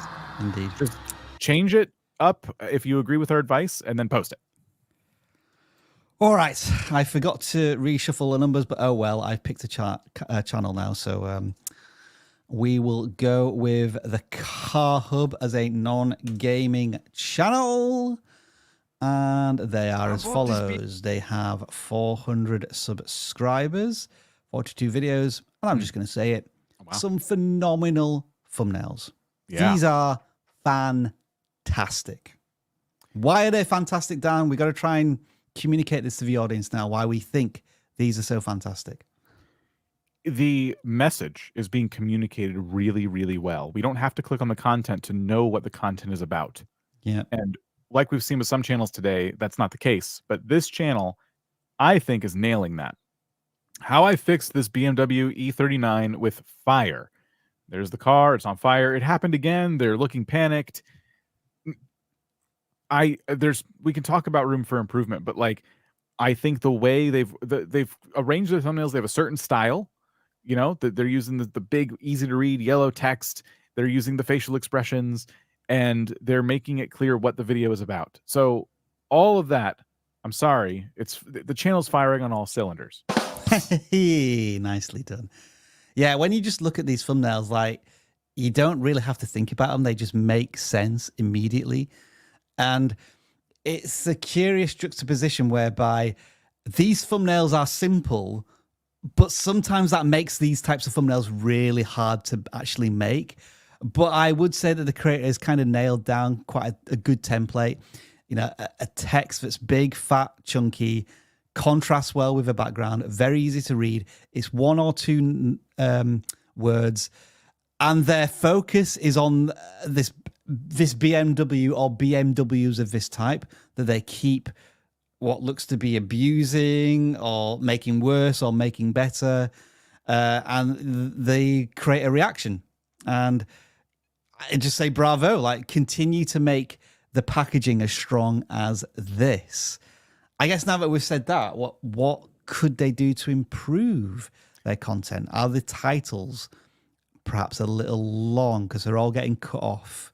It looks as if restoration abandoned BMW episode number, perhaps, or no, just an E39. They're making sure they include that keyword in all of their titles. I would maybe say that is required. Yeah, in these, I think some of the topics are more juicy than other videos. So there's a video of 15,000 views. How I save my BMW E39 from rust with this DIY repair, and there's another one, how I save my BMW E39 from the junkyard. Those both did very well for the channel, and they speak to a story being told of like a before and after situation where you have this car that's a wreck and you're going to fix it, and we can see from the little moving images there that that's exactly what they're doing. So those videos are really, really interesting on the surface. Whereas step-by-step oil change, it's more of a search-driven video. What it took to get this BMW E39 driving again, not as many views, you know, and you're pointing at something that's just terrifying, but it's so small, it's hard to see. So like, be thinking about when you make a video, like how juicy that subject matter is going to be. If you have something that's like on the surface, you're feeling like, oh, this might be a little bit boring, I would keep playing around with the concept before you record the video, by the way. You're playing around with the concept of like, today I need to like do this paint job, but how do I make literal paint drying interesting on YouTube, you know? And that's when you do some research, you see if other people have done other things in the past. And that's, I would be thinking about these videos from the very beginning of each one and think about the concept, because obviously some of these work better than others. And I think it's because the concept is really strong in some of these videos. I think there is an opportunity here to expand the total addressable market a little bit, Dan. You know, maybe the Rust one is the one that has kind of a bit of a broader appeal. I'm just thinking, like, what do people associate BMWs with? Like maybe a bit of class, German engineering. Is there a way to almost subvert that in the pitch somehow? I can't think of anything immediately, but as you say, Dan, this one, step-by-step oil filter change on car, that's just like a how-to, which is very niche. You know, that doesn't appeal to only like a small number of hardcore fans, but some do, as you've said. So it's just finding a broader audience with the packaging with these videos. And there was one more thing I was going to say, but it's just escaped me what it was, and I can't think what it was. Oh, that's so frustrating. I'll say this: when I see the Rust video, I don't even look at the name of the car. I don't care about the name of the car. I recognize that it looks like an old car. Sure. And I know what it looks like to have an old car with rust, so I'm interested in the story of fixing it. So I feel like they're relying on BMW E39 as like an SEO search term when they don't have to do that. You know, not every single title needs BMW E39. Do I have to be a fan of that car to click on your video and enjoy it? The answer is probably no. So you don't have to keep trying. I see the double title thing with the bar in the middle. I see they're trying to do search and discovery. Like, just focus on browse for most of these, unless it is like an oil change video. Like, we don't need two titles. It's that, isn't it? They're including the part number. That is a keyword that they're desperate to include. Yes, and then the BMW E39 comes up twice now. So you're wasting valuable title real estate on something that's going to show up in the end of the title anyway. I remember what I was going to say, Dan. When we were mousing over, I can even see just from these little clips that there's an authenticity. They're like running and gunning with their camera, but there's also a lot of editing going into these as well, which is fantastic, really. This probably proves why they're going for quality over quantity, and they may only be able to make one video a month or two a month. And I think in this circumstance, we would say continue that trend because it's setting the content apart from others in your space. Absolutely. I feel like the content itself is probably just spot on. It has that vibe to it just by looking at those little moving images. But yeah, I think I've said everything I want to say. I don't know if you have to get rid of the restoration thing in the title. I think it's okay if you do. It's more or less like be thinking about just that average viewer. Browse is what you want to be targeting these days. Like SEO is great, but for specific types of content. Not every video should be destined to rank in search. It just doesn't quite work like that. Dan said everything he wanted to say and then proceeded to tell us another 30 seconds of stuff, which is fine. But we've got to get through some super chats. There's a lot of super chats. We may be doing like a bit of a speed round here. Because, there's 23 that we need to get through. All right, Dan. So the first one comes from Lude the Dog. They've been a member for 1 month. Does that get them a free super chat? I don't understand how this works. When you renew, like your membership auto-renews, but you get to announce that you've auto-renewed it. Okay. And that's the sound effect they're going to get for auto-renewing, which is fantastic to hear. Lazarus reacts. Can batching your content be beneficial for your channel? Currently between college and work, but we're still hoping to do YouTube full-time someday. You can batch. And because it's a React channel, it's probably the kind of content that's a little bit easier to produce. I'm gonna say this till I'm blue in the face in 2024, but like taking your time seems to be a huge benefit on YouTube right now for a lot of different niches. So you don't necessarily have to batch if you have like a big idea. It can wait till you have the time to make it. But a React channel, you could batch. Just keep in mind, you gotta make all those thumbnails, those titles. You're gonna be rushing. Those videos might just inherently not do as well because you're not spending enough time on each one. It does depend on time sensitivity for the content, and also like if you make 5 videos because you have the time, don't release those 5 videos in a week and then have nothing for the next month. Batch the content, but then stagger the release of the content so you're giving a consistent output to your audience. Gaming Hog Discoveries. How would you create a gaming walkthrough of a random video game with no commentary and no face? I try to make good thumbnails, but I only get 4 views. Well, you are taking a lot of the humanness out of gaming content. You're competing in a very competitive space because it's very, very, very, very easy to make that content because all you need is the game and some recording software, which everyone has now. So it's difficult. Like you can have the best thumbnail in the world, but if it's just you silently playing a game, that's the same experience I can get pulling the game off the shelf. And there are creators who do that before the game's even out. Like you got to compete with that. So here's how I would do it, Dan, because I've realized I do this myself sometimes. When I'm wanting to find a specific item or complete a very specific thing in a game, I'll search for it on YouTube and I'll look for the shortest video. And it doesn't need any commentary or anything. It just shows me immediately what the answer I'm looking for. Right. So I would say if you're going to do no commentary, no face, just show the player as quickly as possible the solution.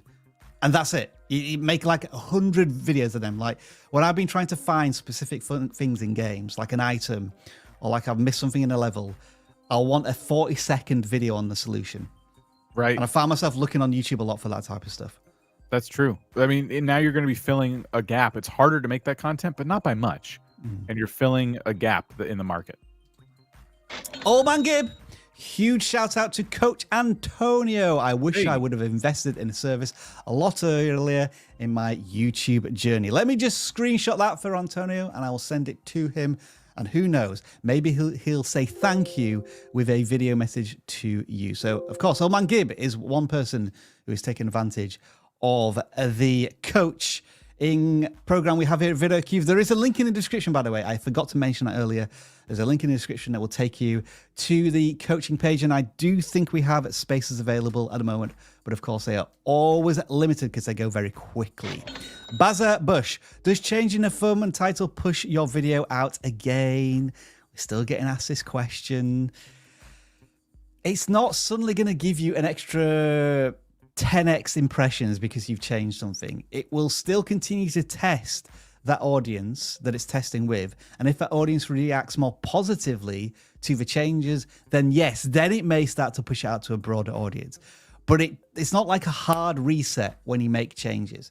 It's just offering the existing test audience something new and fresh. Okay, Danjko, haven't changed banner and profile pic in 2 years. Does this impact channel growth at all? I would say no. It's a nice to have, isn't it? If you've got time and you want to refresh things, because a lot of people do visit your channel page over years. But if like you have more pressing things like new videos and content to make and improving titles and thumbnails, I would always direct your energies to there if you can. Yeah. Yarning for Smile. Thank you. Yarning for a Smile. Thank you for the review. I upload all year long, but spent all of 2023 building a studio. Oh, speaking of, in the background. Yeah, I'm going to have to sort that out. For my craft and working on the second part of this slipper video. Sorry, Dan. Answer that. I need to turn off the light because it's driving me nuts. Okay, so you've been building your studio. Congrats. Hopefully it's in a better, more stable condition than Rob's. So you're working on the second part of the slipper video. That's great. I do hope our feedback was helpful to you. I hope your studio doesn't explode. And it's awesome to see. That happens because it's plugged into USB, so it's charging on USB all the time, but it must get to like 0 and 1%, and then it just keeps turning on and off and flickering. Anyway, where was I? We've got a new member, a Gem in Orlando podcast. Your special sound effect this week is... Very good. It's Foodie Shine. Does vidIQ tag recommendation analyze your YouTube SEO and push videos to more shorts feed? Look, I'm just going to say it now. I'm just going to be clear and honest. Stop wasting time on video tags. Focus on the title, especially if it's for YouTube Shorts. And I'll just leave it there. I'll keep it as simple as that. Watermax simply says, YouTube. I don't know, maybe if you pressed enter by accident when you were typing out a question. But there we are. Diced Pineapple. Hi, guys. I joined one-on-one coaching at the beginning of the year. Looking forward to seeing my progress after 12 months. Shout out to my coach, Tina. So that's another person with a New Year's resolution to get a YouTube coach. And now they have one. Oh, my goodness. The super chats keep coming in, Dan. How do we solve this problem every single week? Let me just try and knock off the ones that we've already read out. So I brought that number down to 16. Silver's Space. I recently started to take my channel seriously within the past few videos. Do I unlist my previous videos? Oh, okay, there's always a bit of a dilemma there, isn't there? What to do with old content? I would say if it's not a good representation of your new content, you could unlist them. Because they could be bringing in an audience that are like, oh, cool, I like this person's videos. And then they look at your new stuff and there's nothing to do with the old stuff. So that's how I make that decision. Thank you for the super sticky from Story Sniper. I'm sure that was in the live chat. We don't see it through StreamYard, unfortunately. We have a new member here by the name of King Bonnie, who gets the following sound effect. Emotional damage. Causing emotional damage for the rest of this live stream is the King Bonnie. The next chat comes from Game List Plus. You've been essential, helping me to hit 1,000 subscribers, presumably since June. You get one of them for that. As a gaming channel, should I leave gambling and alcohol ads off in AdSense, or will I make more? I never touch those settings. I don't know any YouTubers who do.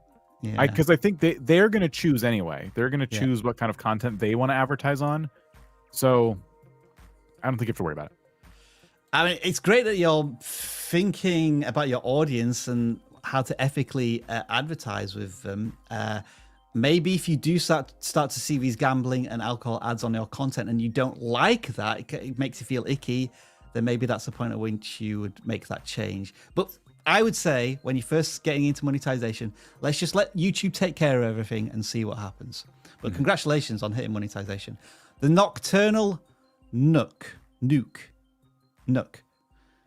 You have become a member and you get this sound effect. Why did you become a member? It doesn't make any sense. Quick facts, animals. Do you need to fill out the form before every stream to have a channel reviewed? Or is it filling out once? All right. So we purge the form every single week. Otherwise, the form would have about 144,000 channels in it right now. So yes, we want the people who have filled out the form and watched the live stream to actually be present when the channel gets audited. So yes, fill it out every single week. Old Man Gib could not be outdone with the channel memberships. Throwing him out there. He's gifted 20. So again, some people are going to get access to those emojis. Well done, you. Thank you, Old Man Gib. The next super chat comes from Wash Bay Mini. I started my YouTube channel just a month ago by watching contents on this channel. It's helped me create my first channel. I've been planning for a long time, still learning, and it has 58 subs already. Wow. I'd say you're ahead of schedule with 58 subs in your first month. That's fantastic to hear. Awesome stuff. Congratulations to you. Wash Bay Mini. Oh, here they are. Design Burst. I was getting a little worried there that they weren't going to carry on the streak, but Design Burst are here. What do you mean by shadow ban? Have you experienced that? Do we need to be concerned about it? And if so, what should we do? Oh, that terrifying word, shadow ban. What is it? How do we explain this? Yeah, when I see people saying, oh, my video was shadow banned, red flags go off my head because I feel like there's been some misinformation around shadow banning. It's called shadow banning for a reason. First of all, it's because you don't know that your video has any marks against it. The idea of shadow banning is that your video stops suddenly getting views, right? And so when that happens, and it can happen for a lot of reasons, people automatically assume YouTube shadow banned my video.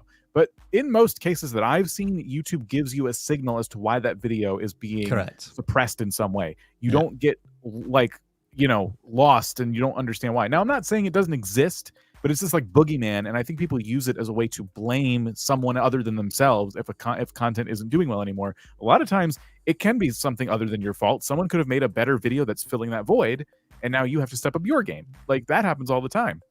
And sometimes your video runs its course. YouTube was giving it a lot of impressions, and now it's not. That doesn't mean it's shadow banned. It just means that it's just not getting the impressions it used to. It tapered off over time. An example of things of like, sorry. No, go ahead. Go finish your thought. I was just wrapping up and saying there's just so many different things that could happen behind the scenes. An example of what might be considered legitimate shadow banning is when you create adult or mature themed content and then YouTube restricts that content to a adult audience. That you might think that's shadow banning, but that's YouTube protecting their platform to make sure that the content is not being seen by the wrong eyes, the wrong audience. The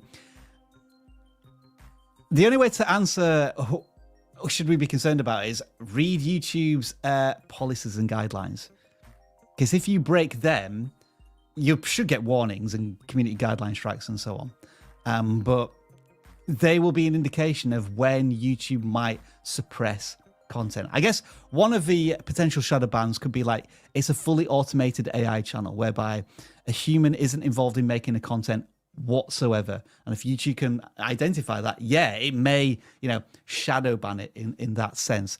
But we're never going to have the details on that. YouTube, I don't think, will ever reveal the hard facts on when it decides to make these decisions. And as I say again, YouTube is doing it to protect the stakeholders, those being advertisers, viewers, and the creator community at large. The Nocturnal Nuke is back with another question. My channel is fantasy, ambient music, and short stories. I have 3,500 subs, but my vids flatlined at a couple of hundred. Is this normal for my subs count? I think the sub count is irrelevant in this sense. Is this long form or shorts? I know you say short stories, but I don't know if that means shorts themselves. Ambient music is usually long form because it's supposed to be like a put it on and chill kind of thing. I would say it's just a competitive space. It's difficult to rank in that category of YouTube, and it's difficult to innovate in that category of YouTube because you're just kind of relying on some music. So Is it normal? It's hard to say. We don't have a lot of good strategies for these types of channels. Yeah, it's one of them that we do struggle with, just because it's so competitive. Like we see so many people experimenting in this space, and we rarely see like a successful example for us to kind of use as a benchmark. Yeah. But I hope that kind of answered the question. At Midnight's Tale, you can strike this off your bingo card because somebody has asked for a channel review through a super chat, which, as we mentioned at the beginning of the live stream, ain't gonna happen. But you can have a terrifyingly good night as well at Midnight's Tale. Yeah, Midnight's Tale. Dive Sasquatch God. Maybe that was a super sticky or a message of some kind, but thank you for the super chat. We've got one also from .j. My channel is all about Minecraft. We've audited many of them in the past. How do I make thumbnails more clickable? I put so much effort. I put so much into the edits. We should little views. It is a matter of communicating a clear message and coming up with a good concept, a really good concept in Minecraft's case, because it's so competitive. People need to look at your video and understand exactly what it's about and want to watch at the same time. Ooh, someone's put themselves through a lot there. Let me check it out. Like I've always said, you can have the best editing in the world, but no one's going to know that if they don't have a reason to click on your video in the first place. We have audited, I would say, at least 250 Minecraft channels at this point on the vidIQ live stream. I'm sure there are some examples of fantastic thumbnails that we've seen in the past, if you can find them in previous audits. We do actually have a link in the description. I think Victoria still updates this on a regular basis, or has done in the past, where we list all of the channels we've audited. So you could go through that Excel spreadsheet and find some Minecraft channels we've audited and find some examples of good thumbnails. Definitely take a look at the video I released on January 1st about starting a gaming channel. What I need a plug, like shameless plug sound effects. I think we need to use that more often. Dive Sasquatch God is here with another question, Dan. I have a channel based on my web novel where I upload chapters, episodes multiple times a week. How can I grow? This is a tricky one because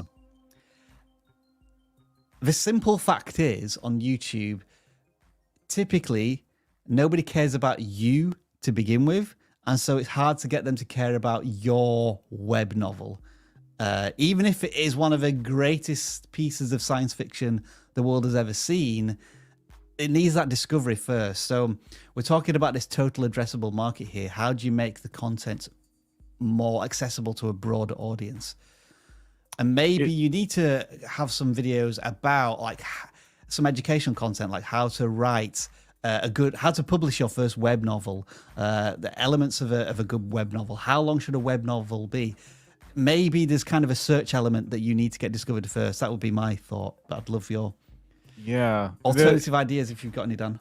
If you're modeling this channel off any other channel that has like a web novel series that's getting a lot of views, I would definitely look at their titles, their thumbnails. Because to me, it's not so much. It's not enough to put like maybe, for example, the title of your book and the book cover as the title thumbnail, because no one knows what it means. But if you can speak to a certain genre and speak to a certain interest with your title and thumbnail, that might be better suited to like help people understand that this is you reading your book. But we have to like click on it to know what the heck the book is actually called, right? And I struggle to think of an actual example because I just haven't seen a channel like this before. I'm sure they exist. But yes, be thinking about the audience you want to address and then think about how to communicate with them directly rather than just chapter 4 of book name, right? It can be chapter numbered episodes, but I think it has to be clear. Like getting people in the door is gonna be the hardest thing. You know, it's definitely look and see if there's other channels with lots of views in this category and start to take notes. Libby Rodriguez has become a new member of the channel and gets this sound effect. Oh, no, no, no, no. Cut off the last bit. And the next super chat comes from this person. I am not going to read out their channel name, but they do ask, I look forward to trying the boost from the thumbnail contest. Is that from the Facebook competition? I'm a little lost on that one. Sorry if something's missing in translation there. Maria Carlisle, will non-English videos harm my mostly English channel? I think this just requires one sound effect, right? Yes. Why would you have a channel in one language and then try and get your audience to understand another language unless it is a language education channel. I think it needs a separate channel. We have a Spanish vidIQ channel, for example, for our Spanish-speaking audience. So it doesn't make sense to me on the surface unless there's more to the channel that I'm not fully understanding. Kamudge in AK, you guys are great. Just reached the super stage. What does that mean? Meaning they became a member? Super stage. I don't understand what super stage is. I don't know, but thanks for being a member for a month. But yeah, great. Super stage. Someone let us know in there. Is this another membership thing? I don't understand. I don't know. Car Hub, thank you so much for the channel audit. I really want to take my channel to the next level. So would it be better if I replace the keyword BMW E39 with just BMW or like German cars? Thanks again. I mean, BMW alone, people know what a BMW is. So I would say, yeah, the E39 is the least relevant part. You could do that.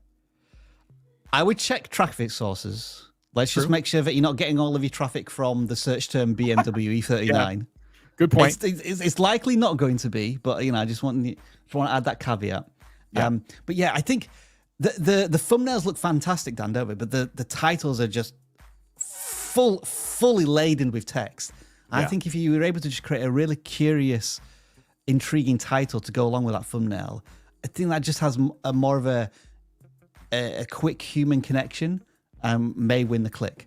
But it will definitely need testing. We could be wrong about this. It could be that the keyword is like the thing that's really driving your audience. We're trying to think like a human rather than an algorithm. But like I said earlier, think about the concept of the video. The BMW part, the E39 part might not be the most clickable thing. It could be you doing something really cool with the car.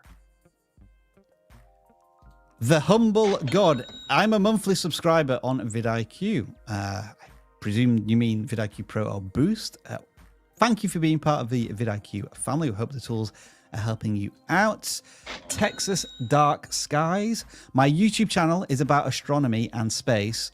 Would react or review videos about sci-fi space shows interrupt the flow of my educational videos?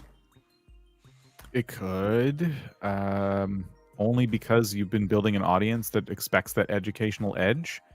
And if you turn around and start reacting to other people's content, it's kind of content for somebody else, in my opinion. But I'm not in that niche a lot.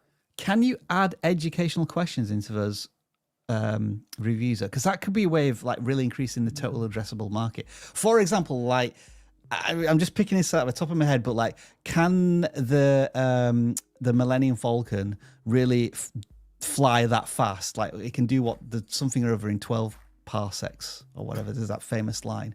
I'm thinking like if you take your educational stuff into sci-fi lore and fiction, that might be a way to mash the two in a really interesting way. Yeah, that, and the other thing I was going to say is like it depends on how you're reacting to videos, because if somebody says something, but maybe you're reacting to people it's common misconceptions that you're finding in YouTube videos. So now it's not just you reacting to someone else's video. It's like, okay, so let's take a look at this one, and you pull up the video for a second, and it's like, so this comes up a lot, and so it's still educational content, but you're using examples from other channels. That could be another way of looking at this. Razy77, hi, I just wanted to say thanks for all your educational videos. I'm trying to stick to the advice and the numbers are slowly rising. Huge thanks. That's what we like to hear. Just remember, we are merely guides and your humble servants. You putting in the work is what's causing your channel to grow. Purple 9 Rose, mine is a music channel doing covers. How do I grow my channel? Broad question. I think typically with a channel like yours, like try and stick to a particular music genre and be quite strong in the titling and pitch of the videos. I think music genres is still one place where SEO can make a difference. Whether it's jazz, garage, punk, whatever, and try and stick to those genres because you're sticking to an audience that likes that type of music. But without auditing the channel, it's kind of a little difficult to answer that one in more detail than that. And Dan, I will offer you the final super chat of the day. Ghost Prodigy. They have 4,000 watch hours in a past year, but could not get past 500 subs. Do watch hours reset? They don't reset. There is a moving window that is 12 months long. So it's just going along the timeline like this. Yeah. So the month 12 is going to fall off. And so you have to keep making up for that. So it really is a matter of increasing your watch hours, not just hoping they build up over time, but like making better and better videos to get those hours trending up instead of just staying where they are. Any watch hours that you gained on January the 9th, 2023 will expire tomorrow. But any watch hours that you gained on the 9th of January, 2024 are added to your existing pot of watch hours. I've been trying to explain that question for about 6 years now, and I don't know if I've got to like a good place of it. But it needs a visualization. It really does. Yeah, you do. So that concludes the super chats, Dan. Now we just had about 50 super chats that we needed to answer there. Are you good to do a little bit of overtime here and maybe do a couple more super chats, more channels? Yeah, let's audit a couple more. But Dan, what I want you to do, I'm not Dan. I'm just Dan. I want you to be really mean, and I want you to turn on subscriber chat mode. Oh, sure. We'll find out why in a second. Mainly because I want to see this thing just rocket up from its current number. But there is a second reason for that, which you'll find out very soon, right? So in the background, we are now picking a new channel to audit. We've got 646 responses here, so make sure that everybody's included in the pick. And we have a number that is 539. I take that number and we audit a channel called Ron's World with just over 1,000 subscribers, 250 videos, and I'm seeing a combination of DaVinci Resolve tutorials and drone footage. Would that be accurate? Okay. Yeah, looks to be the case. So, biggest thing I'm noticing about this channel is we've talked about total addressable market today. They have decided to narrow down that market to people who not only want DaVinci Resolve tips, but specifically people who have drones, DJI drones, who want DaVinci Resolve tips. And that is going to be my first call out for this channel. I think you are unnecessarily limiting the scope of and size of your channel, because exporting something in DaVinci Resolve is probably the same process regardless of if it was shot on a drone or another type of camera. Now, I don't use DaVinci Resolve, so maybe I'm completely wrong about that. So I'll just say that. But I have to imagine at least some of these videos can just be straight up DaVinci Resolve tutorials and have nothing to do with drones. And some of these videos could be drone videos and tips that have nothing to do with DaVinci Resolve. But that would be my thing. I think you're taking two things and combining them for the sake of finding a niche, but it's narrowing your niche, I think, way too much. How many people have a DJI Mini 4 and then want to take that DJI Mini 4 footage into DaVinci Resolve? It's probably too, we always say the riches are in the niches, or the riches are in the niches. That doesn't quite work the way I pronounce it that way. But this is probably too niched, I would thought. And I look at the titles as well, Dan, and I don't get that excited by them. Elevated Serenity, watch, listen, and relax for 2 minutes, 59 seconds. It's kind of like relaxation video, juxtaposition against a tutorial. Again, like very different target audiences and formats, separate channels. I'll say this, on New Year's, I didn't really do anything, but I was in front of the TV, so I put on a walking live stream of someone walking around like New York, and it was several hours, them walking around, seeing the lights and all this stuff.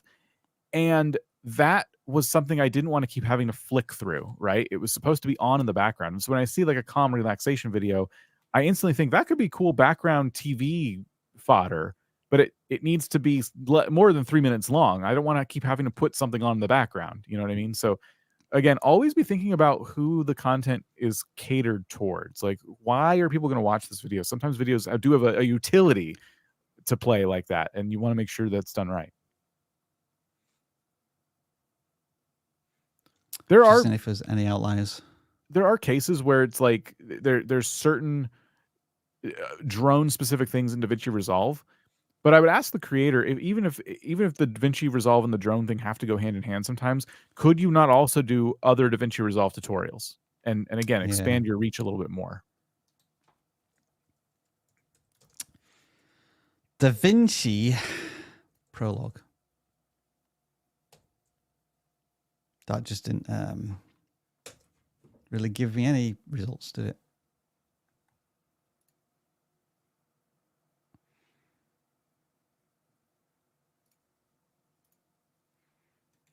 Yeah, I don't know if I'm searching for that. I don't really know what to search for.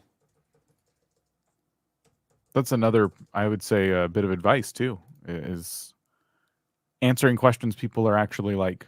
This is where our tools come in. If you are going to cater to search, it can be great to actually like find the questions people are asking, so you know exactly what you're needing to make. I mean, yeah, maybe you try and pitch the videos more along the lines of how to color grade your DJI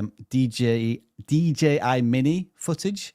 So, like, you take Resolve out of the pitch, but Resolve can still be like the solution within the content, but you're just not pinning your colors to the mass, so to speak, on the title and the thumbnail, whereby it's only going to apply to this specific person. Whereas if you get them into the video and then show, hey, DaVinci Resolve is really cool at solving this, you may want to purchase this as your software of choice, then I think it gets a little more accessible for at least the viewer to click on to get into a video. Yeah, that is key right there. It's just a matter of like, does this have to be narrowed down so much? All right, then we'll move on to the next channel. We did turn on subscriber mode for a particular reason. If we just check the numbers, I think by doing that, Dan, we've gained a dirty extra 40 subscribers doing that. But the reason we asked you is what we're going to do next is audit a channel together, whereby I'm going to kind of take a step back. Dan will also take a step back to a certain extent as well. He may ask questions to try and prompt some thoughts from all of you, but you're going to be auditing this channel. So it's going to be a gaming channel, but hey, it doesn't matter what type of channel it is. There's so many fundamentals that you can look at to give advice for. All right, I forgot to reset the numbers, so we'll just take the last channel here and audit them. So I'm going to be showing lots of comments from you and your feedback on Coaster Cortex. So what you want to be thinking about here is channel focus, thumbnails, titles, that type of thing.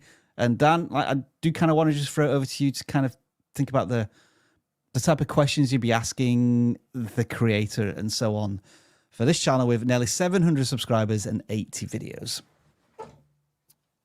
I am thinking about the episode numbers on this channel, and my question for the creator would be, do these need to be serialized in that way? Do they need to be episodes? All right, so some thoughts coming in here. The thumbnails don't pop enough. What do you think? Do you agree with that? I would say, like, looking at the latest two, they're trying to put an X over it, like, hey, don't do this. I think that's what they're trying to do. But it's like really thin. It looks weird, and especially in the latest one, it looks like it's part of the roller coaster, so hard to see. Surprisingly enough, the titles on the thumbnails are pretty readable. I'd say the text used in some of these is good, not all of them. Like, I don't think this text is big enough, and it is just part numbers as well. I don't know why they've decided to plonk this, whatever it is, front and center on the thumbnails and the most recent ones. That's kind of it's a collab. So you see, I think they're placing the importance of a collab too much on the thumbnail. Yes, this is a bad use of a collab. I think it should be a surprise when they get in there that this person's like with you, and it doesn't have to be spoken like to that degree. Now, I would disagree with Vortex Lawrence here. No idea what the channel is about. I think I have a clear understanding that this is about a roller coaster style video game. Yeah, I think so. Seems pretty straightforward to me. To their credit, the latest thumbnails did seem almost like real theme park photos, but I knew it was a gaming channel, so I'm like, oh, this is probably a roller coaster game. And then I saw the Planet Coaster video. I'm like, oh, okay, Planet Coaster, got it. But it was a couple steps to get there. I'll give them that. But it's about roller coasters one way or the other. So just randomly picking out some more comments here. Don't jump out at me. Okay, unclear what I'm looking at. Background's too far away. See, that's what I was going to say. Some of these roller coasters are impressive looking, and how do you capture the scale of that in a thumbnail? Well, not at these angles. It's going to be difficult to do, obviously, but like, it's you got to look and see what else people have done and what tricks they've done to make these stand out. Because yeah, like they just look like little thin lines on a blue sky. It's really difficult if you're scrolling through YouTube fast to see it.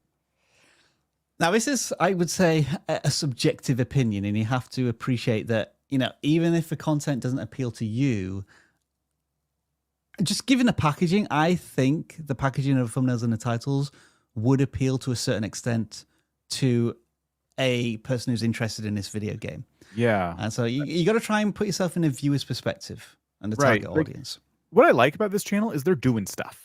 They're not just playing Planet Coaster. It's like they're doing challenges, 1 minute versus 1 hour, a certain budget. How kind of park can you build with a certain budget? Like they're not just playing the game. What a cool idea! You give yourself a budget in a game, and you buy you create the best coaster you can, and look at the results. That's a Mr. Beast idea taken onto their channel. Right, exactly. Like this is when I said concept earlier. I know that's kind of vague. This is what I'm talking about. This channel is trying to think concept first. But they definitely need to execute better on titles and thumbnails specifically. But even those aren't terrible. Like, I like the concepts of these videos, but I may not watch them, but I think someone would. And I mean, look at some of the views, 21,000 views on one of those. Yeah. Hey, scroll down a little bit. See the difference in this one, 1 minute versus 1 hour. It's in the middle there. Yeah. It has 21,000 views. Now, big difference. They're using a wooden coaster, I think, or a coaster that just shows up better. Like as soon as the coaster shows up better and it's clear to the eye what that is, suddenly there's more views on the table. I think this one kind of sums it up. I like it. I don't play games, and I agree. I don't play this game, but I admire this channel. I think you as a group are giving this channel a little bit of a hard time. Given the size of a channel, 700 subscribers, the number of videos they've made, I think the thumbnails are very, very good for where they are. And the ideas and the titles are very, very strong. So I want to give this creator a bit of credit. And like, this is what I mean by when you're, you have to try and be more objective, not be as subjective about what your personal tastes are. It's like thinking about how a potential viewer understands this content very, very quickly. And I think it's a good example here from Coaster Cortex. Yeah, Dan, you're supposed to agree with me at that point. I just agree. Yeah, it's I think it's pretty cool. I think there are some valid points in the chat for sure. Right. Some people are just acquiescing. Like, yeah, okay, fine. let's audit another one, but we'll make this a non-gaming channel. Right. So I've got to do a count. 656. You're still good for time, right, Dan? We're going to keep going for a little bit longer to audit a non-gaming channel. 482. And I think we might have a music channel here. Oh, now this is going to be a challenge if we're auditing a music channel together. So again, folks, give us your thoughts. If you ever wondered why we don't give a lot of advice to music channels, you're all about to find out.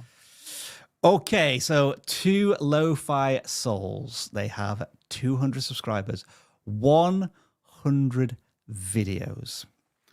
My question for the audience: what can they do to get more views on their next video? To bear in the title and thumbnails? That was the last video they made. They're putting out a lot of content.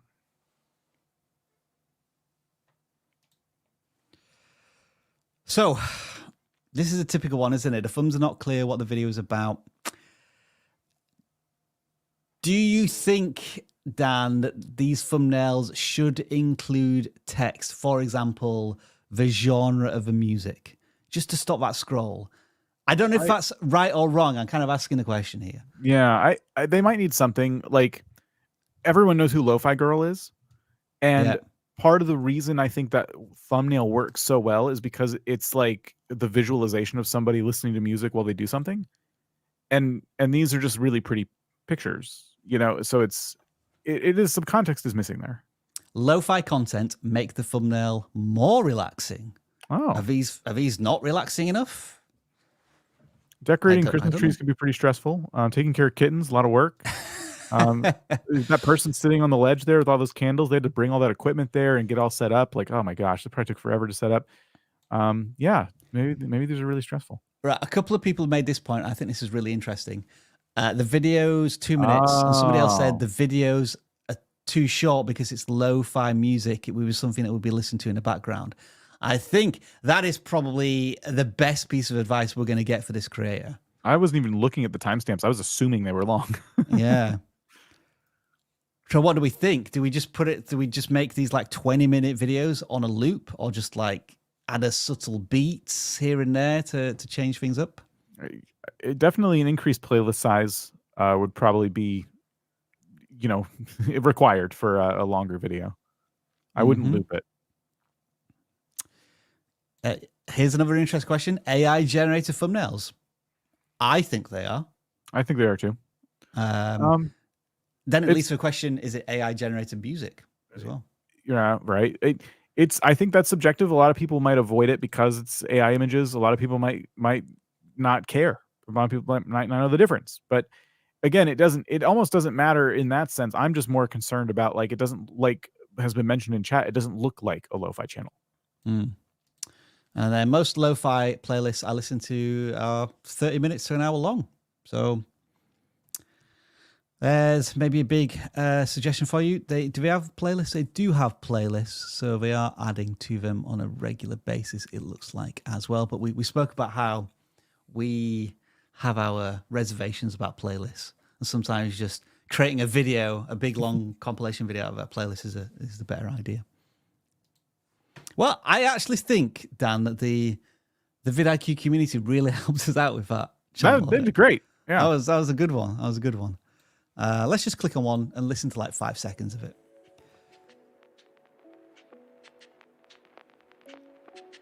So they're using the image from the thumbnail with some extra animation of some kind. A little bit of animation. You know what I did? Is that lo-fi? Yeah, I think it's lo-fi. I clicked on one of these live streams where it was a live stream of Christmas music, and it had one of those AI looking fireplaces with snow falling in the background. I did one time, and I still on my TV have a shelf just full of these live streams. It won't go away no matter how much I don't click on them, and I'm getting really frustrated by it. Poor Dan. All right, celebration, everybody. We got through a music channel audit, and I think we actually gave some good advice for once. And I think that's a good opportunity to bring this live stream to an end. I didn't hear any complaints about this new background, and you didn't even realize this, but I put a swirly 3D vidIQ logo above Dan, and not a single person complained about that as far as I'm aware. Let's have a look at the subscriber count. Oh, what's happened to my monitor? Oh, Dan, say something. I need to fix this. Hopefully, when you guys build YouTube studios, they work better than Rob's, which has fallen apart twice now today. If you want to go back a little bit, you can see when the lights started flickering. This man's studio is a complete mess. He has no idea what he's doing. There's wires everywhere. Oh, hey, Rob. Hey, I think we gained about 70 subscribers when we turned on subscriber mode. So that's another little advice for you. If you do have a community and want you to get them involved and engaged in a channel, then force them to turn on subscriber mode. Force them to subscribe through subscriber mode. It really does work. We won't have it on at the start of next week, but you've been spending the last 2 hours with us. But if you want to spend like a lot longer with a dedicated YouTube coach helping you on your YouTube journey, as you've heard from some of our super chats today, then do make sure to check out the one-on-one coaching, which we have a link for in the description.